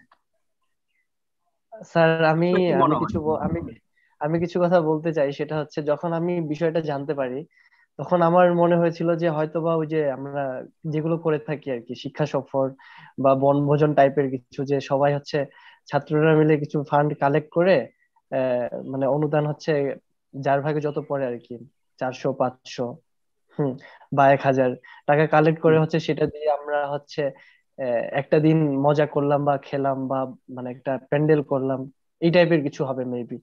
তখন আমি যখন মানে জানতে পারি রিউনিয়নের কথা, পরে আমি জিজ্ঞেস করি যে এটা কি মানে আমাদের কি কিছু মানে টাকা হচ্ছে অনুদান দেওয়া লাগবে কিনা, বা আমাদের থেকে কিছু কালেক্ট করতেছে কিনা, যেহেতু এটা কোয়ান্টাদের প্রোগ্রাম। তখন বলতেছে যে যাওয়া আসার খরচ তো হচ্ছে মানে ফাউন্ডেশন দেখবে, আর হচ্ছে বাদ বাকি এমনি 300 কি সামথিং হচ্ছে আমাকে বলা হয়েছিল, আমার সঠিক মনে পড়তেছে না, এই টাকাটা দেওয়া লাগবে। পরে ভাবলাম যে অ্যামাউন্ট যেহেতু ছোট, সেহেতু হচ্ছে মানে আহ, আপনার হচ্ছে প্রোগ্রামটাও মনে হয় ওরকমই হবে আর কি। তারপর দিন যত কাছে আসতে থাকে তত হচ্ছে মানে সন্দেহ হচ্ছে বাড়তে থাকে যে কিভাবে সম্ভব, কিভাবে সম্ভব মানে হচ্ছে একটা ফাউন্ডেশনের প্রোগ্রাম হচ্ছে, সেখানে হচ্ছে বলা হচ্ছে যে কোনো টিচাররা বা হচ্ছে মানে কোনো স্যারের কোনো হাত থাকবে না। সেখানে যদি স্পেসই না দেয় স্যাররা বা অ্যারেঞ্জই করে না দেয়, সেক্ষেত্রে কোয়ান্টাদের কিভাবে সম্ভব একটা প্রোগ্রাম দাঁড় করানো? কোয়ান্টারা তো হচ্ছে ওরকম একটা প্রোগ্রাম দাঁড় করাবে বা অ্যারেঞ্জ করে হচ্ছে ম্যানেজ করবে, ওরকম এবিলিটি আমার মনে হয় না যে কোয়ান্টারা পারবে আর কি। আমার তখনই সন্দেহ হয় এবং আমি পরে আস্তে আস্তে নাকচ করতে শুরু করি যে না, আমার মানে আমি যাব না। কারণ এটা কিভাবে সম্ভব যে ফাউন্ডেশন যদি ফেভার না করে, ফাউন্ডেশন যদি কিছু অ্যারেঞ্জ না করে দেয়, কোয়ান্টারা তো পারবে না এটা করতে। সো পিছনে অবশ্যই কোনো না কোনো ঝোল অবশ্যই আছে আর কি। সেই জন্য সেদিক চিন্তা করে হচ্ছে আমি নাকচ করে দিই প্রোগ্রামে যাওয়া। আচ্ছা, কোয়ান্টাম ফাউন্ডেশন কি আপনাকে বর্তমানে কোনো অনুদান দেয়? না, কোনো কোন অনুদান রকম? দেয় না। এটা কত বছর আপনার মানে অনুদান দিচ্ছে না? আমি শেষ 2017 সাল যখন মেট্রিক পরীক্ষা শেষ করি, এটা আপনার মার্চের শেষে এপ্রিলের শুরুতে, তখনই হচ্ছে ওইখান থেকে আমাকে বহিষ্কার করা হয় এবং আমি ওই এপ্রিল মাসেই হচ্ছে আমি মানে ফাউন্ডেশন ছেড়ে দিই। তারপর থেকে আর হচ্ছে ফাউন্ডেশনের সাথে সেভাবে যোগাযোগ থাকে না এবং ওনারাও খোঁজ খবর নেয় না, এবং আমি তখন থেকেই হচ্ছে কোনো ফান্ড পাই না। আচ্ছা, তাহলে আপনাদের মতন এরকম আমার জানা মতে চিটাং ভার্সিটিতে আপনার কাছে কোনো তথ্য আছে যে কতজন স্টুডেন্ট ফান্ড পেতে পারে চিটাং ভার্সিটিতে এই পর্যন্ত? এখন পর্যন্ত যারা আছে চিটাং ভার্সিটির অনেক স্টুডেন্ট আছে কোয়ান্টাম কসমো স্কুল অ্যান্ড কলেজে। আপনারা যেহেতু একই প্রতিষ্ঠানে পড়ালেখা করেছেন, আপনাদের কাছে কম বেশি একটা তথ্য থাকার কথা যে এই পরিমাণ স্টুডেন্ট কোয়ান্টাম থেকে অনুদান পায়, এটা সংখ্যাটা কেমন হবে? আসলে সত্যি কথা বলতে গেলে আমি ওইভাবে হচ্ছে যে সব কোয়ার্টার এখনো পর্যন্ত হচ্ছে মানে বড় ভাই সিনিয়র বা সেম ব্যাচের, ওইভাবে তো ওনারা মানে ইনভলভ, বাট হচ্ছে ওইভাবে জিজ্ঞেস করা হয় না ওনাদের কাছে যে আদৌ পায় কিনা বা এখনো তারা কন্টিনিউ পাচ্ছে কিনা বা কে কে পাচ্ছে। আর ওইভাবে জিজ্ঞেস করলেও হচ্ছে ওনারা ওইভাবে খুলে কিছু বলতে চায় না। সো নিজের দিক থেকে আর কি ওইভাবে জিজ্ঞেস করা হয়ে ওঠে না। আচ্ছা, আনোয়ার ভাই, স্যার আনোয়ার ভাই আপনি কি আছেন? আচ্ছা, আনোয়ার ভাইকে আমরা পাচ্ছি না। স্যার আমি একটু কথা বলতে যাচ্ছি স্যার। জি বলেন। স্যার আপনি যে অনুদানের বিষয়টা বললেন যে আসলে যারা ভার্সিটি অ্যাডমিশন নেন যে কোনটাদের, সেখানে তো মানে কিরকম অনুদান দেওয়া হয় বা কতটুকু আপনার, সেটা যদি আমরা টাকার অঙ্কে পরিমাপ করি সেটা খুবই নগণ্য আর কি। দেখা যাচ্ছে আপনার অ্যারাউন্ড 3500 বা 4000 টাকা দেওয়া হয়। এবং আমি যারা সাবেক কোনটা, যারা বর্তমানে দেওয়া হয় 2000 এবং ঢাকাতে আছেন, আমি অনেকের সাথে কথা বলেছি, তারা বলছে যে ভাইয়া যে আমরা তো আসলে সিনিয়র, তো আমরা অনেক সময় বিভিন্ন টেকনিক্যালি যে জানি আসলে কিরকম কি অবস্থা বর্তমান। তো ওরা বলতো, খুবই দুঃখ করে বলতো যে ভাইয়া যে টাকাটা দেওয়া হয় এটা আসলে তো আমাদের খাওয়া থাকাই হয়ে যায়, মানে থাকা খাওয়া মিলেই আমাদের খুব টানাটানি অবস্থা। এবং আমি আরেকটা বিষয় অ্যাড করতে চাই, সেটা হচ্ছে পার্সোনালি আমি যখন বের হই, শুধু আমি না, কোনো কন্টাই যখন ওনারা বহিষ্কার করে দেন বা বের হয়ে যান, তখন আসলে আর কোনো খোঁজ খবর নেওয়া হয় না।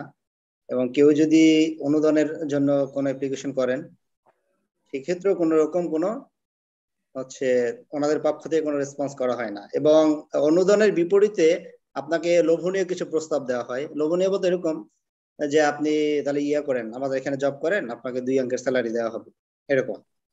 তো আমি পার্সোনালি 3 থেকে 4 বার অনুদানের জন্য অ্যাপ্লিকেশন করেছিলাম। আমি যখন এখানে যে আমি যে লেখাটা লিখছি স্যার, এর বিপরীতে যাই না, ভদ্রলোককে আমি চিনি না, উনি একটা কথা বলছেন যে উনি নাকি 13 থেকে 14 জনকে ভর্তি করাই দিয়েছিলেন চিটাগাং একটা শাখায়। আমার জানা মতে আপনাদের ব্যাচতে আপনারা 7 জন পড়তেন, উনি 13 থেকে 15 জন কিভাবে পেলেন? উনি 15 থেকে 12 জনের কথা বলছেন, এটা তো সম্পূর্ণই মিথ্যা। তারপরে যে শাখাটায় ভর্তি করানো হয়েছিল সেখানে কোনো ক্লাসই হতো না। ইভেন যখন ভর্তি করানো হয়েছিল আমাদেরকে নিয়ে গেছিল, তো এখানে এইভাবে পরিচয় করা হলো এরা অনাথ এতিম। ওনারা হয়তো একটা অ্যামাউন্ট দাবি করছিলেন, তার অর্ধেকেরও কমে আমাদেরকে ভর্তি করানো হয়েছিল। এবং দ্যাটস ওয়াই এমন একটা শাখায় ভর্তি করানো হয়েছিল যেখানে কোনো ক্লাসই হতো না। এবং এই যে রুবেল আর হচ্ছে যে মামুনকে বহিষ্কার করার যে একটা প্রসঙ্গ আসছিল, সেই ব্যাপারে আমি একটু কথা বলতে চাই। তো যেহেতু সবারই একটা স্বপ্ন থাকে, আর আমরা কোয়ান্টামে বলতাম একটা মন ছবি, যে ভবিষ্যতে আমি কি করব। নর্মালি আমরা যেটা বলি জীবনের লক্ষ্য, আর আমাদেরকে শেখানো হয় মন ছবি। তো আসলে মন ছবিতে অনেক বড় বড় মন ছবি দেখতাম, যে ডাক্তার হব, কেউ ইঞ্জিনিয়ার হবে, কেউ অনন্য মানুষ হবে। তো আসলে লাস্ট ফিনিশিংটা এমন হয় যে একটা কথা বলে না, মন ভাঙার মন্দির ভাঙা এক কথা না। আসলে লাস্টে এরকম একটা পজিশন হয়, যে কারণে আসলে দেখা যাচ্ছে অনেকে, বললাম না, খোঁজ নেওয়াই হয় না। মানে এমন একটা পজিশন যে আপনি অভিশপ্ত। আপনি ছিলেন তখন ভালো ছিলেন, এখন আপনি চলে গেছেন মানে আপনি অভিশপ্ত, আপনার সাথে কোনো যোগাযোগই রাখা হবে না। এমন একটা ঘটনা আছে, আমাদের যে বরিশাল ব্রাঞ্চের যিনি পরিচালক ফয়সাল মাহমুদ স্যার, আমি বরিশালে আসার পরে আমি একবার ব্রাঞ্চে গিয়েছিলাম আমাদের কোয়ান্টাম শাখার। তো আমি যাওয়ার পরে আমার সাথে যে ব্যবহারটা করা হয়েছে, যে আসলে আমাকে ওনারা চিনেনি না, আমি আদৌ কোয়ান্টা ছিলাম কিনা, সে আমার নিজের কাছে আমি সন্দিহান ছিলাম। আমাকে দূর দূর দূর করে তাড়িয়ে দেওয়া হলো, না না না আপনি বহিষ্কৃত, আপনার সাথে কোনো কথা বলা যাবে না। তো আমি তো বললাম আসলে বহিষ্কৃত না, আমি তো স্বেচ্ছায় চলে আসি, কারণ আমাকে অপশন দেওয়া হয়েছিল যে আপনি এখানে জব করলে করতে পারেন, আর জব না করলে আপনি আপনার দায়িত্ব নিয়ে নেন। যে আসলে এরকম ছিল টোটালি, হচ্ছে যে যে আপনি বের হয়ে যাবেন মানে কি, আপনাকে চিনবি না, আপনি যে কে, কোত্থেকে আসছেন, আপনি অভিশপ্ত, এক কথায় আর কি। আচ্ছা, এখানে একটা বিষয় হচ্ছে, আমরা যতটুকু জানি কোয়ান্টাম ফাউন্ডেশন গত 2021 সাল পর্যন্ত যেসব স্টুডেন্ট উচ্চশিক্ষায় বিভিন্ন পাবলিক বিশ্ববিদ্যালয়ে পড়ছে, এদের ম্যাক্সিমাম বলতে 90% স্টুডেন্টদেরকেও এরা অনুদান দিত না। যে 380 জন স্টুডেন্টরা এবার এই আপনার ইয়েতে আসছে 1 এবং 2 তারিখের যে পুনর্মিলনী প্রোগ্রাম, যেটা ঘরে ফেরা পুনর্মিলনী প্রোগ্রাম, যেটা তারা নাম দিয়েছে প্রোগ্রামে, মহাজাতক যদি সত্যিকার অর্থে একজন ভালো মানুষ হন, তাহলে ওনার উচিত হবে যে স্টুডেন্ট গুলোকে উনি এটা কাঁচা বাংলা বললে মূলা দেখিয়ে যে স্টুডেন্টদেরকে আনছেন, উচিত হবে এই স্টুডেন্টদেরকে এখন থেকে 2022 সালে জানুয়ারি মাস থেকে তাদের পুরোপুরি শিক্ষা অনুদান, তাদেরকে কোয়ান্টাম যেন তাদের শিক্ষা অনুদান পুরোপুরি দেয়। এটা হবে লজিক। জি স্যার। যদি না দেয়, যদি আগের মতোই সে হাতে গোনা 2-4 জনদেরকে দেয়, তাহলে বুঝতে হবে যে এটা ছিল তাদের একটা মার্কেটিং কৌশল, যে এখানে তাদের সব স্টুডেন্টদেরকে এ নিয়ে যে কোনো ভাবে হোক, আমরা যতটুকু আমার কাছে তথ্য আসছে, অনেক কোয়ান্টাকে এভাবে বলা হয়েছে, তুই যদি না আসস তাহলে তোর ছোট ভাই কিংবা তোর বাবা এখানে কাজ করে, তোর বাবা চাকরি যাবে, কিংবা তোর ছোট ভাইকে আমরা স্কুল থেকে বহিষ্কার করব। এখন কে চায় যে আমি যদি প্রোগ্রামে না যাই তাহলে আমার ছোট ভাইকে বহিষ্কার করে বাধ্য হয়ে আমি প্রোগ্রামে গেলাম? আমি বাধ্য হয়ে যাই, উইলিংলি যাই। মহাজাতকের উচিত হবে যে কয়জন স্টুডেন্ট যারা যায়নি তাদের বাদ, যে কয়জন স্টুডেন্ট ওই প্রোগ্রামে গিয়েছিল প্রত্যেকের শিক্ষা জীবনের পূর্ণ দায়িত্ব নেয়া। যদি সে নেয় তাহলে আমরা মনে করবো যে না ঠিক আছে, মহাজাতক তাদের আগে যা হয়েছে হয়েছে, এখন থেকে তাদের দায়িত্ব মহাজাতক নিবে। আর যদি না নেয় তাহলে আমরা মনে করবো মহাজাতক একটা বাটপার, তার টাকা ছাড়া সে আসলে কিছুই বোঝে না, তার কাছে টাকাটাই হচ্ছে প্রধান। এবং এই যে সে এখানে 50 লাখ 60 লাখ কিংবা বেশি হলে 1 কোটি টাকার মতন খরচ করলো, এই বিশাল অ্যামাউন্টের টাকা দিয়ে সে যদি চাইতো, এখানে যেসব দুস্থ বাচ্চা আছে, যে বাচ্চাগুলো পাবলিক ইউনিভার্সিটিতে টাকার অভাবে পড়ালেখা বন্ধ করে চলে গেছে, অন্তত এই বাচ্চাগুলোকে সে চাইলেও কিছুটা হলে হেল্প করতে পারতো যদি তার সদিচ্ছা হতো। এবং এই প্রোগ্রামগুলো যারা দেখছেন, যেসব কোয়ান্টামের সদস্য যারা আছেন, আপনারা কোয়ান্টামকে টাকা দেন মানুষের কোয়ান্টাদের জন্য, অথচ এই টাকা দিয়ে, এই যে ধরে নিলাম একদম ন্যূনতম 60 লক্ষ টাকা, এই 60 লক্ষ টাকা এখানে একটা গান বাজনার প্রোগ্রামে সে নিজেকে দাবি করছে একজন উলিল আমর।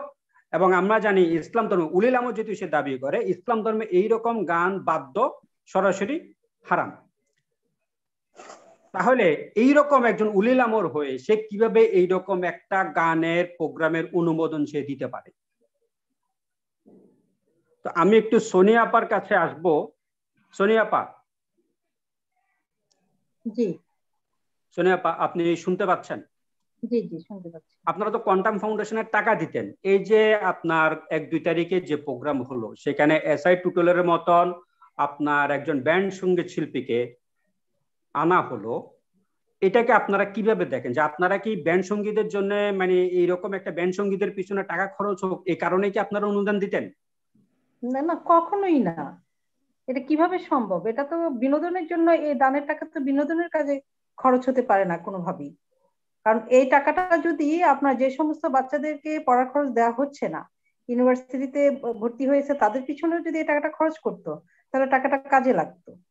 এটা তো মূলত করা হয়েছে, আপনিও বুঝেন আমিও বুঝি, এদেরকে নিয়ে একটা ভিডিও করবে, ভিডিও করে এইটা দিয়ে আবারও টাকা কালেকশন। মূল কাজ হচ্ছে এই টাকাটা হলো অ্যাডভার্টাইজে খরচ করা হয়েছে, এটা আপনাকে বুঝতে হবে। এটা আসলে ওই যে বাচ্চাগুলো সেবার মধ্যে কেন অ্যাডভার্টাইজ আসবে? আমার মানসিকতা যদি থাকে সেবার আড়ালে তো এখানে ব্যবসা হচ্ছে। আপনি সেবা কোথায় পেলেন? একসময় আমি বুঝতাম এখানে সেবা হচ্ছে, সেজন্য আপনি সেই প্রত্যন্ত অঞ্চলে টিচিং প্রফেশনে চলে গিয়েছেন যে আপনি মানুষের সেবা করবেন বলে।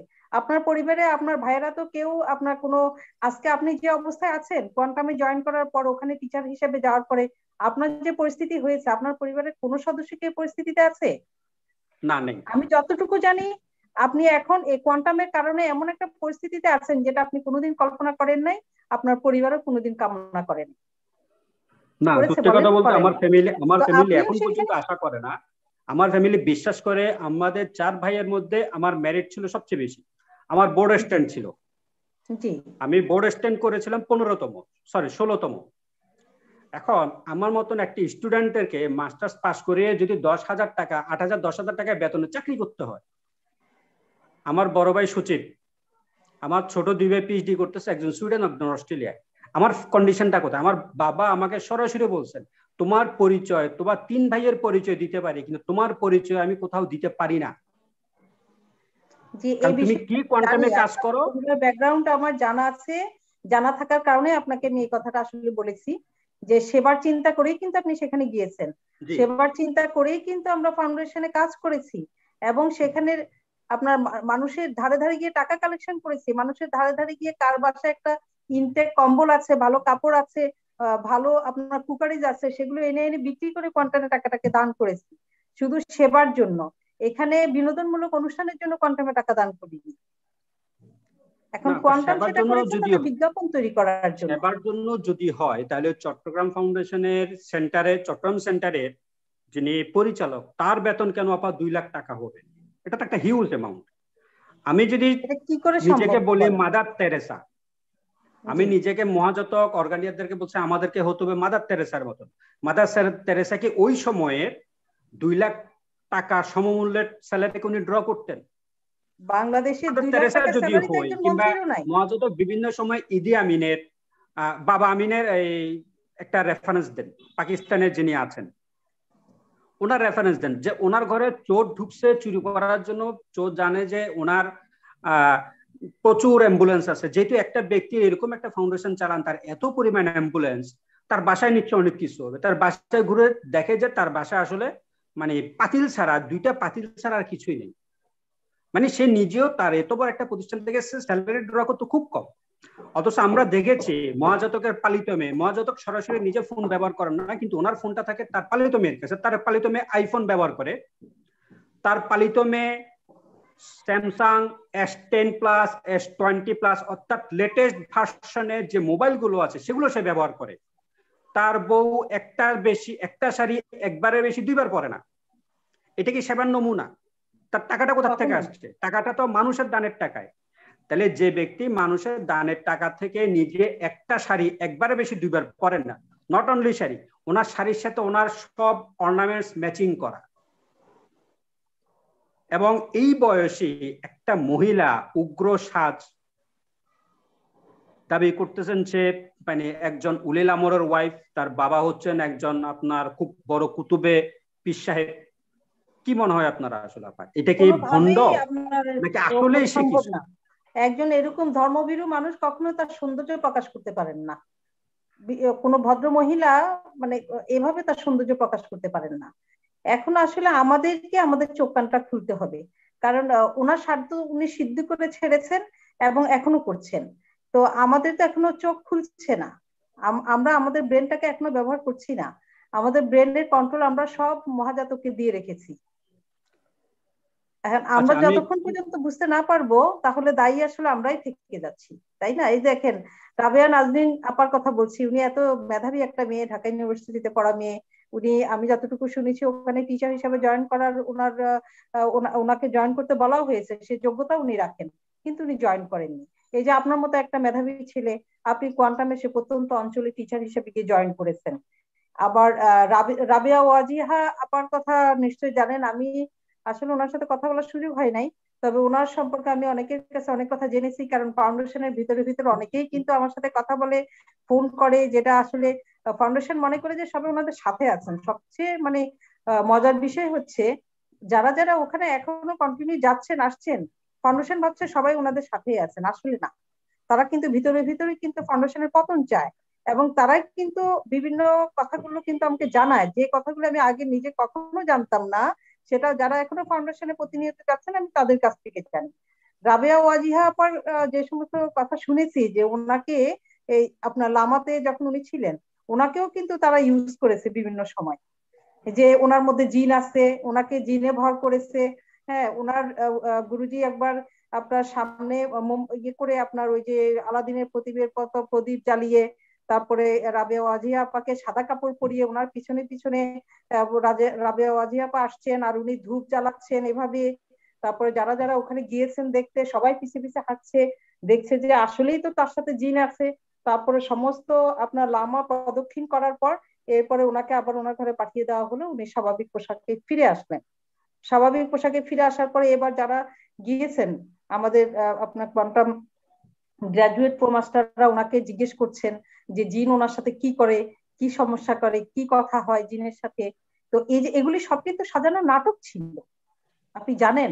এভাবে যাকে যেভাবে ব্যবহার করা সম্ভব হয়েছে কোয়ান্টাম সেভাবে ব্যবহার করেছে, আর যখন ব্যবহার করতে পারেনি তাদেরকে ছুঁড়ে ফেলে দিয়েছে। যখন রাবেয়া ওয়াজিয়া আপার জ্ঞান ফিরে এলো, আসলে আমার সাথে যা করা হচ্ছে, মানে আমাকে মোটিভেটেড করে আমাকে দিয়ে যা করানো হচ্ছে, এটা তো ঠিক না। যখন ওনার জ্ঞান ফিরে এলো উনি কিন্তু ওখান থেকে সরে আসলেন। আর আমি আপনি আমরা যারা ওখান থেকে একবার সরে আসছি, আমরা সবাই বিতাড়িত শয়তান হয়ে গেছি। আসলে আমাদের জ্ঞান ফিরে এসেছে এবং আমরা কিন্তু খুব ভালো আছি। আপনি জানেন, খুব দুঃখজনক একটা কথা বলি, আমাদের কোয়ান্টামের এক আপা, ওনার সাথে আমার দেখা হয়েছে, আমি ওনার নাম বলবো না, ওনার সম্মানটা রেখে আমি কথা বলি। ওনার সাথে দেখা হয়েছে, উনি আমাকে বললেন যে আপা আপনি এগুলো কেন করছেন, ফাউন্ডেশনের বিরুদ্ধে কেন কথা বলছেন, ফাউন্ডেশন কি আপনার কোনো ক্ষতি করেছে?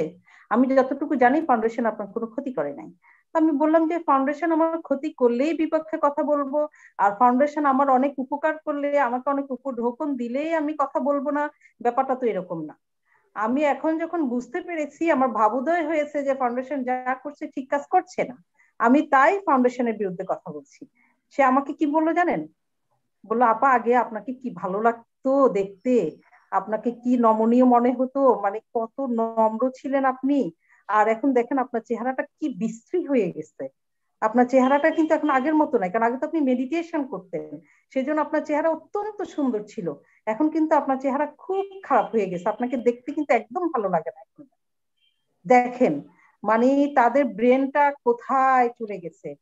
চেহারা মানুষের, আমি ওই আপাকে বলছি, যদি উনি কখনো এই প্রোগ্রাম দেখে থাকেন বা অন্যান্য আপারা যারা প্রোগ্রাম দেখছেন, মানুষের বয়সের সাথে সাথে মানুষের চেহারা লাবণ্য নষ্ট হবে, এটাই স্বাভাবিক। পৃথিবীতে কোনো মানুষ যৌবনের পরে মৃত্যুর আগ পর্যন্ত তার যৌবন তার সাথে থেকে যায়নি। পৃথিবীতে জন্মগ্রহণ করার পর যৌবন প্রাপ্ত হওয়ার পর যে সৌন্দর্যটা মানুষের মধ্যে থাকে, মৃত্যুর আগ পর্যন্ত তার সেই সৌন্দর্যটা থেকে যায়নি। বয়সের সাথে সাথে মানুষের সৌন্দর্য নষ্ট হবে, এটাই স্বাভাবিক। আর আমার যেহেতু বয়স বেড়েছে, তাহলে আমার এখন সৌন্দর্যটা কমবে, এটাই স্বাভাবিক। সেটার সাথে ওই গুরুর বিরুদ্ধে কথা বলার সাথে কি সম্পর্ক আমি জানি না।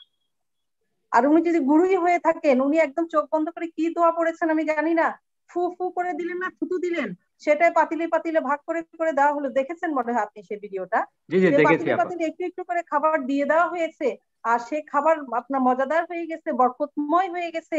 মানে এখনো পর্যন্ত আমরা কি সেই যুগে বসবাস করি? এখনো পর্যন্ত কি আমরা সেই জায়গায় কি আমরা আছি? আমরা কিন্তু নাই। জি আপা, মানে আপনি যেটা বলেছেন আসলে আমার সাথে একবার হয়েছিল, খুব সম্ভবত 2014 কি 15 সালে। ওই সময় কাজের প্রচন্ড প্রেশার, আমার রেগুলার যে ডিউটি, আমার রেগুলার ডিউটির অতিরিক্ত আমাকে ঘড়ি ধরা 10 ঘন্টা ক্লাস নিতে হতো প্রতিদিন। প্রতিদিন 10 ঘন্টা আমাকে ক্লাস নিতে হতো, এটা হচ্ছে আমার রেগুলার কাজের অতিরিক্ত। ভোর 4:30 বাসা থেকে বেরোতাম, রাত 10:30 ঘরে ঢুকতাম। আমার ওয়াইফ তো প্রচন্ড মেজাজ খিটখিটে অবস্থা হয়ে গেছিল তখন, কে সহ্য করবে? তো ওইখানে তখন আপনার নামাজ টোটালি বাদ, কোনো নামাজ পড়তাম না, শুধু জুমার নামাজটা পড়তাম। তো একদিন মহাজাতক রোজার ঈদের পর আসলে এসে মিটিং হলো, তার সাথে 1-to-1 মিটিং এ শেষ করার পরে সে আমাকে বললো, আপনাকে দেখলে এখন আমার মনটা খুব খুশি হয়, মানে খুব ভিতর থেকে আমি খুব আনন্দ অনুভব করি, যে আপনাকে দেখলে একজন সমর্পিত মানুষ মনে হয়। আমি চিন্তা করতেছিলাম, কিরে ভাই, আমি গত 6 মাস ধরে জুমার নামাজ ছাড়া অন্য কোনো নামাজই পড়ি না, সে আমার ভিতরে কি এমন জিনিস দেখলো যে আমাকে সমর্পিত মনে হচ্ছে। এটা শয়তানের মানে ভণ্ডামি দেখেন কিভাবে প্রকাশ পায়। এটা হচ্ছে শয়তানের নমুনা। আমি তো নামাজে পড়ি না, আমাকে কেন সমর্পিত মনে হবে? যে স্রষ্টায় বলেন আল্লাহতে সমর্পিত একজন মানুষ যে নামাজই পড়ে না, তাকে আপনি বলে দিলেন সমর্পিত, অথচ নামাজ পড়ে না। সে আমাকে জিজ্ঞাসা করছিল যে কারণটা কি। আমি তো মেডিটেশন তখন করি না, বললাম মেডিটেশন করি, এই কারণে বোঝাবো যে হ্যাঁ এইটাই হচ্ছে আসল কারণ, নিয়মিত মেডিটেশন করবে। যাই হোক আপা, আমরা একটু খলিলুর রহমান সাহেবের কাছে আসছি। খলিলুর রহমান ভাই, আপনি কি শুনতে পাচ্ছেন? হ্যাঁ ইনশাআল্লাহ। আসসালামু আলাইকুম। ওয়ালাইকুম আসসালাম। ভালো আছেন? আপনি বোধহয় কাজে ব্যস্ত। না, আমি নামাজ পড়তে গেছিলাম। নামাজ আমাদের 4:15 তো। জি জি জি নামাজ। আচ্ছা আপনি তো বলুন। আপনি তো এই যে 1-2 তারিখের একটা প্রোগ্রাম দেখেছেন, এবং আমার জানা মতে বর্তমানে আজকে লামাতে একটা প্রোগ্রাম হচ্ছে। এই ব্যাপারে কি আপনার কাছে কোনো তথ্য আছে কিনা? মানে আপনার কি জানেন আজকের প্রোগ্রাম এবং 1-2 তারিখে যে প্রোগ্রাম গুলা হয়েছে? এই ব্যাপারে তথ্য আমি জিজ্ঞেস করে জানিনি। শুনি আভা একটু আগে একটা কথা কইলো না যে মানুষে তারা কইছে যে তার আস্তে আস্তে চেহারা নষ্ট হয়ে গেছে। তো গুরুজি চামড়া এরম ভূতা ভূতা হয়ে গেছে কে? এটা কইতে পারে নাই? গুরুজির চামড়া গলা দিয়ে হেন দিয়ে টাইনলে দে 1 হাত লম্বায় এরম কয়ে গেল তার চামড়া। সে চামড়া টাইট রাখতে পারলো না। না, মহিলাদেরকে পুরুষরা ইয়া করছে, আর মহিলাদেরকে যদি বলে তাহলে আমরা ওই নাহারাল গুরুজির মানে মহাজাতকের, আমি তার নতুন নাম দিয়েছি, সেটা হচ্ছে পোলোখালের আগের পীর সাহেব। তার আস্তানা তো এখানে পোলোখালের আগের পীর সাহেব। এই পীর সাহেবের যে বউ, পীর সাহেবের যে বউ, আমার নাম, হ্যাঁ ঠিক আছে, আমার নামে শুধু এখন বদনাম করে। হ্যাঁ বলেন। আমার নামে শুধু বদনাম করে, আমি ভালো না। আমাকে মসজিদ মাদ্রাসায় আগে আপনার চাল ডাল দিছে, এখন চাল ডাল দেয় না বিদায় আমরা ভালো না। দিতে পারলে ভালো, দিতে না পারলে ভালো না। বেশি বদনাম করে আমার নামে। তো যাই হোক। আচ্ছা ইসমাইল, এই প্রোগ্রাম হইতে আছে, প্রোগ্রাম সম্বন্ধে কি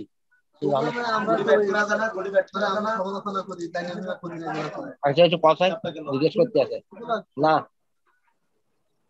আচ্ছা না, কতগুলো কয় আর কি আমরা আলোচনা করি, এগুলো কয় আর কি না, আমি আর কি আমরা আলোচনা করি, এগুলো বন্যায় করি, মিথ্যাটা করি। ও তাহলে আমরা বেশির সংখ্যা ওইসব আলোচনা করে আর কি, যে আমরা মিথ্যাটা কই। ওইটাকে আপনাদের সামনেই আপনাদের বদনাম করে নাকি অন্যদের কাছে আপনাদের বদনাম করে? আগে সরে করে, আমাদের আত্মীয় স্বজন আছে, গোরস্থান আছে। আচ্ছা, তো আপনাদের আত্মীয় স্বজনের কাছে যখন আপনাদের বদনাম করে, আপনারা বলতে পারেন না যে মহাজাতক এই গীবতটা কেন করতেছে আপনাদের নামে?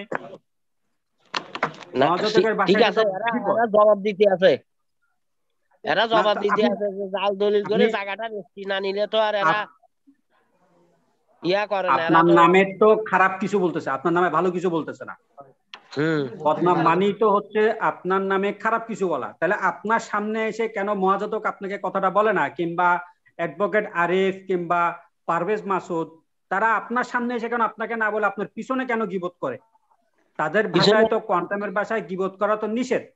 তারা কেন গীবত করতেছে আপনাকে কেন এসে সরাসরি বলে না? হ্যাঁ, পারভেজ সাজেদুল এরা আগে সরেই আমাকে নামে বদনাম করে। তারপরে আমার ওই ছেলেটা ইসমাইল আছে দে, ও একটু ফেসবুকে লেখালেখি করে তো, ও খারাপ। ওই আমার ছেলে আবার ওই মন্ত্রী, এলজিডি মন্ত্রী তাজুল ইসলাম আছে না, ওর বাগানে চাকরি করে। ওখানে যাই পিন মারে, ওখানে যাই পিন মারে যে ইসমাইল বিভিন্ন লেখালেখি করে আমাদের বিরুদ্ধে, এই সেই। মানে ওই জায়গায় যাই রে, মানে চাকরিটা না থাকাও এরকম এইভাবে একটা বদনাম করতে আছে আমাদের বেশি। এটা তো কোয়ান্টামের চিরাচরিত বৈশিষ্ট্য, যে কেউ যদি কোয়ান্টামের বিরুদ্ধে কথা বলে তাকে যে কোনো ভাবে হোক, ফলে বলে কৌশলে যেভাবেই হোক, সে যদি কোয়ান্টামে কাজ করে থাকে তাহলে কোয়ান্টাম থেকে তাকে বের করবে। সে অন্য কোনো প্রতিষ্ঠানে কাজ করলে তাকে ওই প্রতিষ্ঠান থেকে তারা বের করবে। এটা কেমন মহাজাতক কিরকম? আচ্ছা, আমরা তো চিন্তা, জি বলেন। বলেন বলেন। ওই যে আন্ডার স্কুল আছে না, প্রাইমারি স্কুল, জি জি ওখানে একটা কবরস্থান আছিল না, জি, ওই কবরস্থান গুলা আপনার 3-4টা কবর খুঁড়িয়ে ফেলাইছে ডজার আচ্ছা দিয়ে। কি বলে ওখানে ইয়া বান্ধি দিব, মাদ্রাসা বান্ধি দিব, এই কই আর কি, কবর ডজার দিয়ে ডলি ফেলাইছে। তা আমি একটা ছবি পাইছি একজনের কাছে, আজকে দিতে পারবো না, আগামী না হ্যাঁ ঠিক শুরু আছে, করছে। আপনি জি জি হ্যাঁ জি ঠিক আছে, আপনি পাঠিয়ে দিয়েন, আমরা হ্যাঁ ওইটা হ্যাঁ দেখানোর ব্যবস্থা করব। ওইটাকে কবরস্থান কি ও, পুরোটা তারা ভেঙে ফেলছে? হ্যাঁ পুরোটা এখন অলরেডি 3-4টা উঠে গেছে, কাজ করাতে আছে, আমি খবর আচ্ছা, পাইছি। ওইখানে ওইখানে তারা কি করতেছে এখন? কি করব তা কইতে পারি না, তবে কবরস্থান কিন্তু খুঁড়িয়ে ফেলাইছে, 3-4টা অলরেডি খুঁড়িয়ে ফেলাইছে, সামনে আরো খুঁড়ে কিনা। জি আমি জি ছবি তোলার জন্য মানুষ একজনকে ফিট করে দিছি, ওই হালিম মেম্বারের ভাই শাহ আলম আছে না? জি জি হ্যাঁ আচ্ছা চিনছি। ঠিক আছে, আচ্ছা ঠিক আপনারা আছে। কালকের ভিতরে একটু দেখেন ছবিগুলো, কালকে এবং পরশুদিন সকাল দুপুরের ভিতরে দেখেন ছবিগুলো তুলতে পারেন কিনা, এবং এই আচ্ছা ব্যাপারে আপনাদের কাছে যতটুকু তথ্য আছে আরো তথ্য আপনারা ইয়া করেন, আমরা আগামী রোববার দিন ইনশাল্লাহ এই বিষয়টা নিয়ে আলোচনা করব। ঠিক আছে ঠিক আছে। ঠিক আছে, মানে যত রকমের এই বিষয়টা, যেহেতু কবরস্থান বাংলাদেশের ইসলাম ধর্মাবলম্বীদের জন্য খুব সেন্সিটিভ একটা জায়গা, খুব স্পর্শকাতর একটা বিষয়। আপনার মানুষ যতই যাই কিছু হোক, কবরস্থানের উপরে কেউ আসলে ঘর বাঁধানো কিংবা এখানে একটা কবরস্থান থাকলে এটাকে খুব সম্মান ভাবে ছেড়ে দেয়। এখন তারা এই জায়গাতে কেন আপনার কবর তুলে এখানে তাদের কনস্ট্রাকশন হোক, যে কোনো কাজ হোক, কেন তারা করতেছে আমরা একটু জানবো। তো আপনারা এই ব্যাপারে আপনাদের কাছে যত রকমের তথ্য আছে এই তথ্যগুলো আপনারা সংগ্রহ করেন এবং ছবিগুলো কালেকশন করেন। আমরা ইনশাল্লাহ আগামী রোববার দিন এই বিষয়টা, আগামী রোববারের প্রোগ্রাম আমরা বিষয়টা নিয়ে আলোচনা করব। আমি একটু রনি সাহেবের কাছে যাচ্ছিলাম। রনি ভাই, আপনি কি শুনতে পাচ্ছেন আমার কথা? জি আসসালামু আলাইকুম। হ্যালো, জি আসসালামু আলাইকুম, আমি রনি বলছিলাম। জি আপা, ভালো আছেন? জি ভালো। আপা, আপনার বোধহয়, আমি তো আপনাকে আসলে চিনতে পারিনি, যাই হোক আপনার বক্তব্য যদি থাকে আপনি যদি কিছু বলেন, আপনি তো শুনলেন অনেকক্ষণ ধরে, তো এই ব্যাপারে আপনার আসলে বক্তব্যটা আমরা একটু, অনুভূতিটা আমরা একটু শুনতে চাচ্ছি।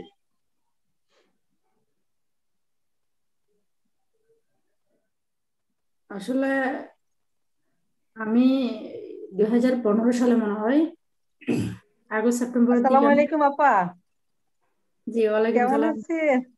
আছি ভালো। আচ্ছা ঠিক আছে, কথা বলেন আপনি। অনেক ভালো লাগলো, অনেকদিন পর দেখেছি আপনাকে। না আমি আসলে সবসময় আপনাদের কথা শুনি শুনি যে অডিও ভিডিও সব বন্ধ রাখে, তো বাচ্চারা আছে, এখন বাচ্চারা নাই, ও সেজন্য আচ্ছা কিছু আচ্ছা, কাজ খুব করছিলাম। কথা ভালো শুনে শুনে লাগলো একটু আপা। কাজ করছি। জি। জি বলেন আপা, বলেন শুনি। তো এখন সমস্যা হচ্ছে যে এই যে 2015 সালে এই এখানে আমাদের লালখান বাজারে একটা কিন্ডারগার্টেন স্কুলে ওনারা আসে, সেল আর কি। তো প্রতি শুক্রবার ইয়ার দিকে যাই, শুক্রবার ইয়ার দিকে জুমার নামাজের আগে 9টার দিকে যাইতাম আর কি। তো এখন আমাকে বলছিল যে এই কোর্সটা করার জন্য। তো আমি কি করছিলাম, আমার হাজবেন্ডের যেহেতু একটু হার্টের প্রবলেম ছিল, তো আমি কি করছি ওনাকে বলছিলাম, বলছি দেখো ওখানে তো মেডিটেশন তো ভালো, ঢাকাতে ট্রিটমেন্ট করেছি, বিভিন্ন জায়গায় ট্রিটমেন্ট করেছি, মানে সবাই বেশ আর কমে মেডিটেশনকে সাপোর্ট দিচ্ছে। এমনিতে মেডিটেশন জিনিসটা কিছু ভালো, 21শে জুন নাকি বিশ্ব মেডিটেশন দিবস। তো এখন আমি ওনাকে বুঝাইছি, উনি বলছে আচ্ছা ঠিক আছে, ওনাদের কোর্স ফি কত জানো জিজ্ঞেস করো। তো আমি কি করছিলাম, ওদের ফর্ম থেকে নিয়ে, ওদের থেকে ফর্ম টর্ম নিয়ে সবকিছু ফিল আপ করার পর শুনছি এই 9,500 টাকা ওদের কোর্স ফি। তো আমি বলছি দেখো, তো এখন হার্টের প্রবলেম তো তোমার হয়তো ব্লক যেটা আছে, বা একটা হোক দুইটা হোক, ওটা মেডিটেশন করলে কিছুটা ইয়া করা যায় আর কি, ডাক্তারও এটা সাপোর্ট দেয়।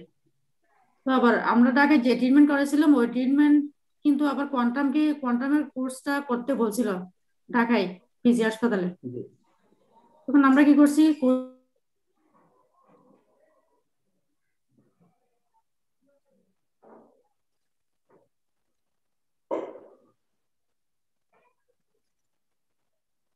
আপা, আপনার কথা শোনা যাচ্ছে না।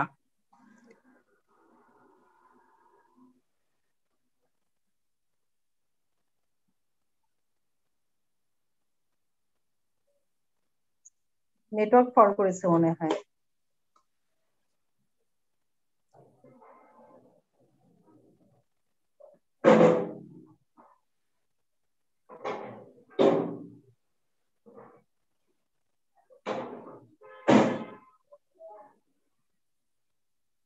ওনাকে তো দেখা না, উনি রিমুভ হয়ে গেছেন,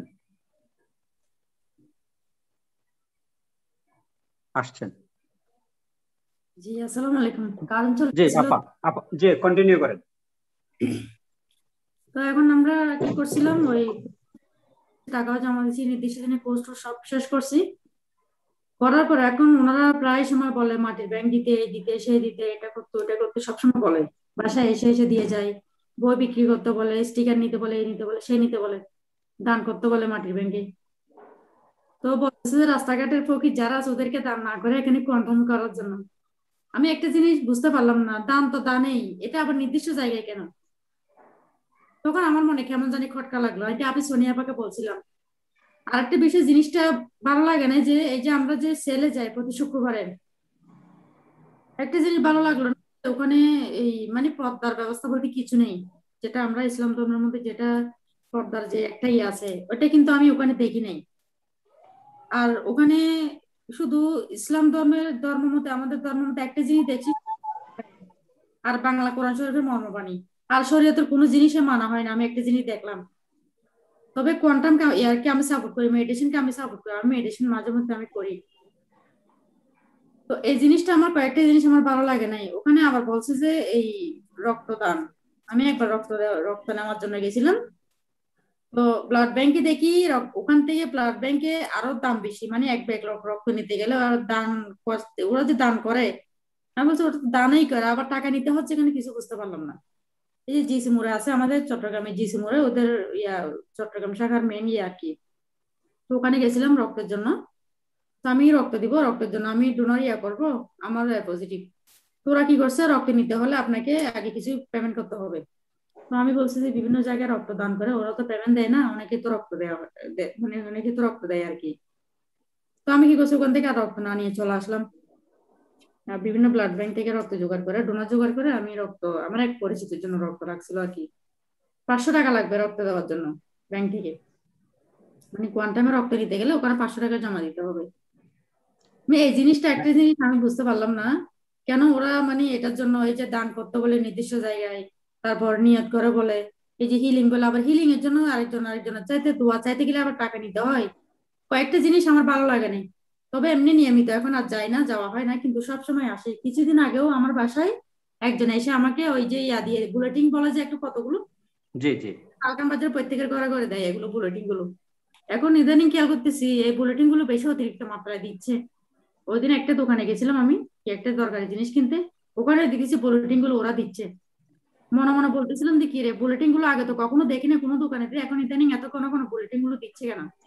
বাসায় এসে এসে দিয়ে যাচ্ছে। এটা হচ্ছে আপা, আমরা প্রতি রোববারে লন্ডন থেকে আপনার লাইভ করা হয় একটা প্রোগ্রাম মুফাসসিল ভাইয়ের। এখানে আমরা কোয়ান্টামের এই যে আপনি যে প্রশ্নগুলো তুলে ধরেছেন, এইরকম প্রশ্নগুলো আমরা কোয়ান্টামে করার কারণে, আপনি যে প্রশ্নগুলো করেছেন এগুলো স্বাভাবিকভাবে লজিক্যাল প্রশ্ন। এখন স্বাভাবিকভাবে এই প্রশ্নগুলো আপনার তো উত্তর জানা দরকার, যে কেন আমি এত ঘন ঘন, আমি তো কোয়ান্টাম মেথড কোর্স করেছি। এখন কোয়ান্টাম মেথড কোর্স করার পরে আমাকে কেন প্রতি মাসে 3 বার 4 বার কিংবা 6 বার আমাকে মাটির ব্যাংক জমা দিতে হবে? আমি একজন দোয়ার জন্য যাব, কেন আমাকে হিলিং এখানে নাম দিতে হবে? আপনি আমাকে বললেন যে ভাই আমার জন্য দোয়া করিয়েন, অবশ্যই ঠিক আছে। এখন আমি আপনাকে বলবো 40 টাকা দেন, আমি আপনার জন্য একবার দোয়া করবো। 280 টাকা দিবেন, আমি আপনার জন্য 7 বার দোয়া করবো। এই কয়েকটা জিনিস মানে আমার মনে ধরতো না, মানে আমার খটকা লাগতো কয়েকটা জিনিস। এই যে আপনারা মাটির ব্যাংকে যে টাকাগুলো দেন কিংবা হিলিং এ যে টাকাগুলো দেন, এখন আজকে আপনি ইসলামের পার্সপেক্টিভ থেকে বললেন যে এখানে পর্দা করা হয় না, বাস্তবে কি? এটা নিয়ে অনেকে বিভিন্ন রকম প্রশ্ন করেছিল। মুআজাতকের উত্তরটা হচ্ছে পর্দা হচ্ছে মনের। এই যে কয়েকদিন আগে মুআজাতকের খুব কাছের একজন লোক, বাংলার একজন নাট্যকার গোলাম সরওয়ার, ওনাকে আমাদের ফেসবুকের একটা ইয়া করা হলো। উনি আমাদেরকে সরাসরি বললেন যে আমরা হচ্ছি ধর্মান্ধ ব্যক্তি যারা পর্দা নিয়ে, এই যে আপনি যে মানে যেভাবে আসছেন, আপনি যে পোশাকে আসছেন, এটাকে ওনারা বলতেছেন ধর্মান্ধ। ওনাদের ভাষায় পর্দা হচ্ছে আমি যেভাবে ইচ্ছে সেভাবে চলবো। শালীন মানে ওনাদের শালীন, মুআজাতকের ওয়াইফকে তো আপনি দেখেছেন যে পরা পোশাক, এটা ওনাদের ভাষায় শালীন। হ্যাঁ, মানে এভাবে চললেই হলো। এবং পর্দাটা হচ্ছে মনে। তো পর্দা যদি মনের হতো তাহলে মাকে হাদিসে আসছে ছেলে যখন 10 বছর হয় তখন ছেলেকে বলা হয়েছিল মার কাছ থেকে ছেলেকে আলাদা করে দিতে, একসাথে না শোয়ার ব্যাপারে এক এক জায়গায়। তাহলে এইরকম মা ছেলের সম্পর্কের ভিতরে যখন হাদিস আছে, সেখানে আপনি কিভাবে বলেন যে এখানে এরকম একটা কাজ হবে না? কোয়ান্টামে অহরহ এরকম ঘটনা ঘটতেছে। এই যে কয়েকদিন আগে আমরা মানে গত বছরের লাস্টের দিকে আমরা জানিয়েছি যে আপনার চট্টগ্রাম ভার্সিটির ছোটন হিন্দু সম্প্রদায়ের, সে আপনার এই মেয়েটার নাম তানজিনা না কি নাম, একটা মুসলিম মেয়েকে বিয়ে করছে, যার যার নাম যার যার ধর্ম তার তার। আপনি স্বয়ং অবাক হবেন, মুআজাতকের আপন ভাতিজা, মুআজাতকের আপন ভাতিজি, মুআজাতকের ফ্যামিলিতেই মুআজাতকের আপন ভাতিজি বের করছে একটা বিয়ে করছে একটা হিন্দু সম্প্রদায়ের ছেলেকে। তারা প্রায় 10 বছরের মতন বিয়ে সংসার করে, তারপরে তাদের মধ্যে ডিভোর্স হয়ে যায়। এটাকে আপনি কি ব্যাখ্যা করবেন? মুআজাতকের ভাই যে গত বছর মারা গিয়েছে মাহবুব সাহেব, তার আপন মেয়ে, মাহবুব সাহেবের মেয়ে একটা হিন্দু ছেলেকে বিয়ে করে। এটা তো মুআজাতকের ফ্যামিলিতেই। তো ওদের কাছে পর্দাটা হচ্ছে মনের, বিয়েটা হচ্ছে যার যার ধর্ম তার তার।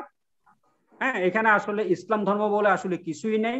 আপনি আজকে যদি আপনি যে প্রশ্নগুলো করছেন যে কেন আমি মাটির ব্যাংকে দান করব, আপনার এই দোয়া চাইতে গেলে কেন আমাকে টাকা দিতে হবে, এবং আপনারা এই যে আপনি গিয়ে প্রশ্ন করেন সাজ্জাদকে,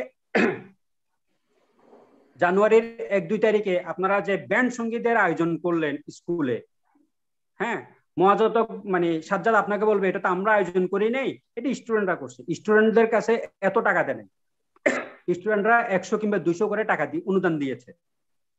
200 টাকা দিয়ে অনুদান দিয়ে এরকম একটা ব্যান্ড সঙ্গীতের আয়োজন করা যায় না। তাহলে এরকম একটা প্রোগ্রাম আপনারা করলেন, আমরা কি টাকা এরকম কনসার্ট করার জন্য কি আমরা টাকা দেই? আপনি প্রশ্ন করেন আজকে সাজ্জাদকে, দেখেন কি বলে সে। আপা, আপনি কি আমার কথা শুনতে পাচ্ছেন?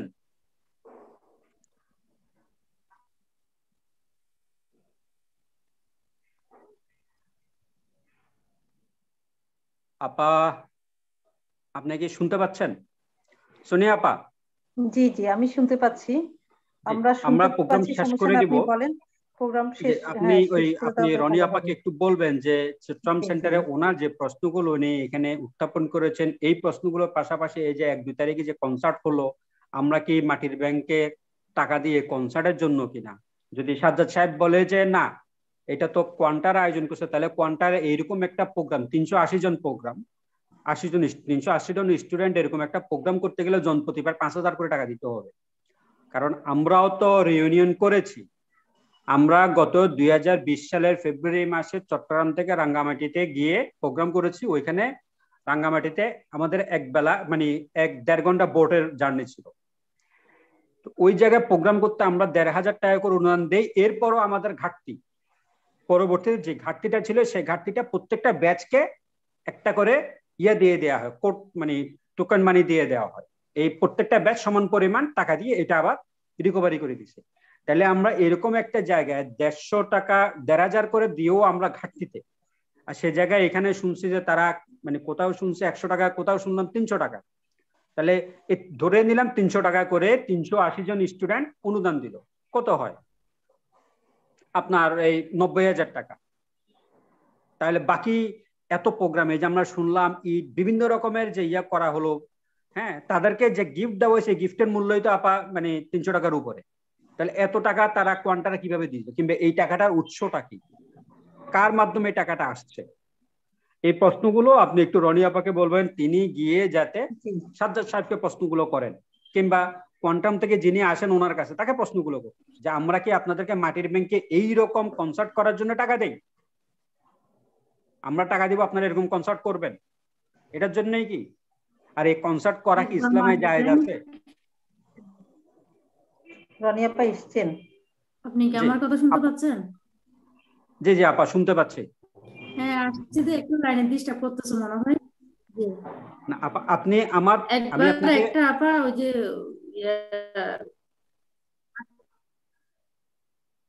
জি বলেন,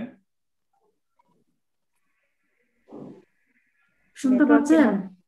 জি জি শোনা যাচ্ছে আপা। জি জি শুনতে পাচ্ছি আপা। ডিস্টার্ব করতেছে মনে হয়, লাইন ডিস্টার্ব করতেছে। শোনা যাচ্ছে আপা।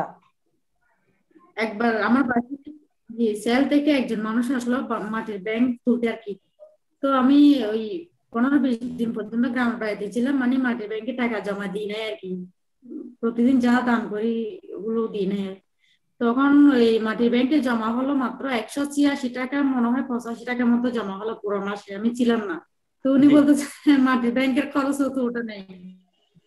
আমি বলছি গত মাসে আমি 1 টাকাও দান করি নাই, আমি ছিলামই না, গ্রামের বাড়িতে ছিলাম। 186 টাকা মাটির ব্যাংকের খরচও নাকি উঠে নাই, আমাকে এসে বলতেছে। আমি আচ্ছা আগামী মাসে আমি দাম দিব দেখি। আর মাঝে মধ্যে দান আমি বাইরেও দিই, এখানেও দিই, চারিদিকে দিই, যেখানে সামনে পাই তাকে দিই। না না ওখানে দিয়েন না, ওখানে দিয়েন না, ওরা চক্রবদ্ধ। তো এরা কি আপা, আপনি দান করছেন, দানের টাকা কি কেউ আপনাকে বলতে পারে যে এটা তো মাটির ব্যাংকের খরচই উঠে নাই? জি এটা কোন মানের বেয়াদব হলে আমি দান করছি, সেটা 1 টাকা হোক, সেটা 1 টাকা হোক, আপনাকে সাদরে গ্রহণ করতে হবে। আপনি কি মাটির ব্যাংক এভাবে, এটা তো তাহলে ব্যবসায়িক উদ্দেশ্য যে আমি আপনাকে এটা দিলাম, আপনি আমার খরচের টাকা এটাই তো উঠলো না, এটা তো ব্যবসায়িক পলিসি যে আপনি আমার খরচের টাকা উঠলো, বাকিটা লাভ। জি আমি আসলে বাইরে ছিলাম তো এই জন্য আপনার কাছে আমাদের একটা অনুরোধ থাকবে, আপনি তো এখনো মানে কোয়ান্টামের সঙ্গে আছেন, আপনার কাছে আমাদের অনুরোধ থাকবে আপনি যে প্রশ্নগুলো এখানে করেছেন এই প্রশ্নগুলো আপনি সাজ্জাদ সাহেবকে করবেন।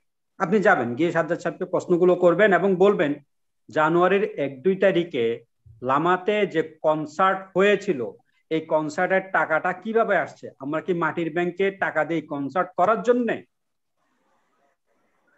যদি সে আপনাকে বলে এটা শিক্ষক মানে স্টুডেন্টরা এই কনসার্টের খরচ দিয়েছে, যে বলেন বলেন আপা। না আমি একবার জিজ্ঞেস করছিলাম যে এই যে আপনাদের এই বিভিন্ন শাখায় যারা চাকরি করে ওদের বেতন, তারপরে যে আপনারা বিভিন্ন করেন, বিভিন্ন প্রোগ্রাম করেন, এগুলো কি ওদের মেইন প্রধান উৎস? জি আপা আপনার কথাটা বোঝা যায়। চট্টগ্রামের জিসিমুরে মেইন প্রধান থাকে এগুলো। ওনাদের থেকে জিজ্ঞেস করছিলাম যে আপনারা যে বিভিন্ন প্রোগ্রাম করেন, এই যে কয়েক মাস পর পর যে কোর্স করেন, এগুলোর মেইন আপনাদের টাকা থেকে উৎস থেকে? তখন আমাকে বললো যে মানে মাটির ব্যাংকে হচ্ছে ওদের মূল উৎস, মেইন প্রধান উৎস, আর যারা কোর্স করে কোর্সের টাকাটাই আর মাটির ব্যাংকের এগুলো হচ্ছে উৎস। তাহলে তো আমরা তো এই মাটির ব্যাংকের টাকাগুলো যে দান করি ওগুলো তো এই আপনাদের তত্ত্বাবধানের টাকা যারা গরিব, এখানে আপনাকে আমি আপনার বিষয়টা আমি আপনাকে ক্লিয়ার করে দেই, এটা তো যুক্তিগত না। আপনাকে আমি বিষয়টা ক্লিয়ার করি। এখানে 2টা ফাউন্ডেশন আছে, একটা হচ্ছে যোগ ফাউন্ডেশন, একটা হচ্ছে কোয়ান্টাম ফাউন্ডেশন।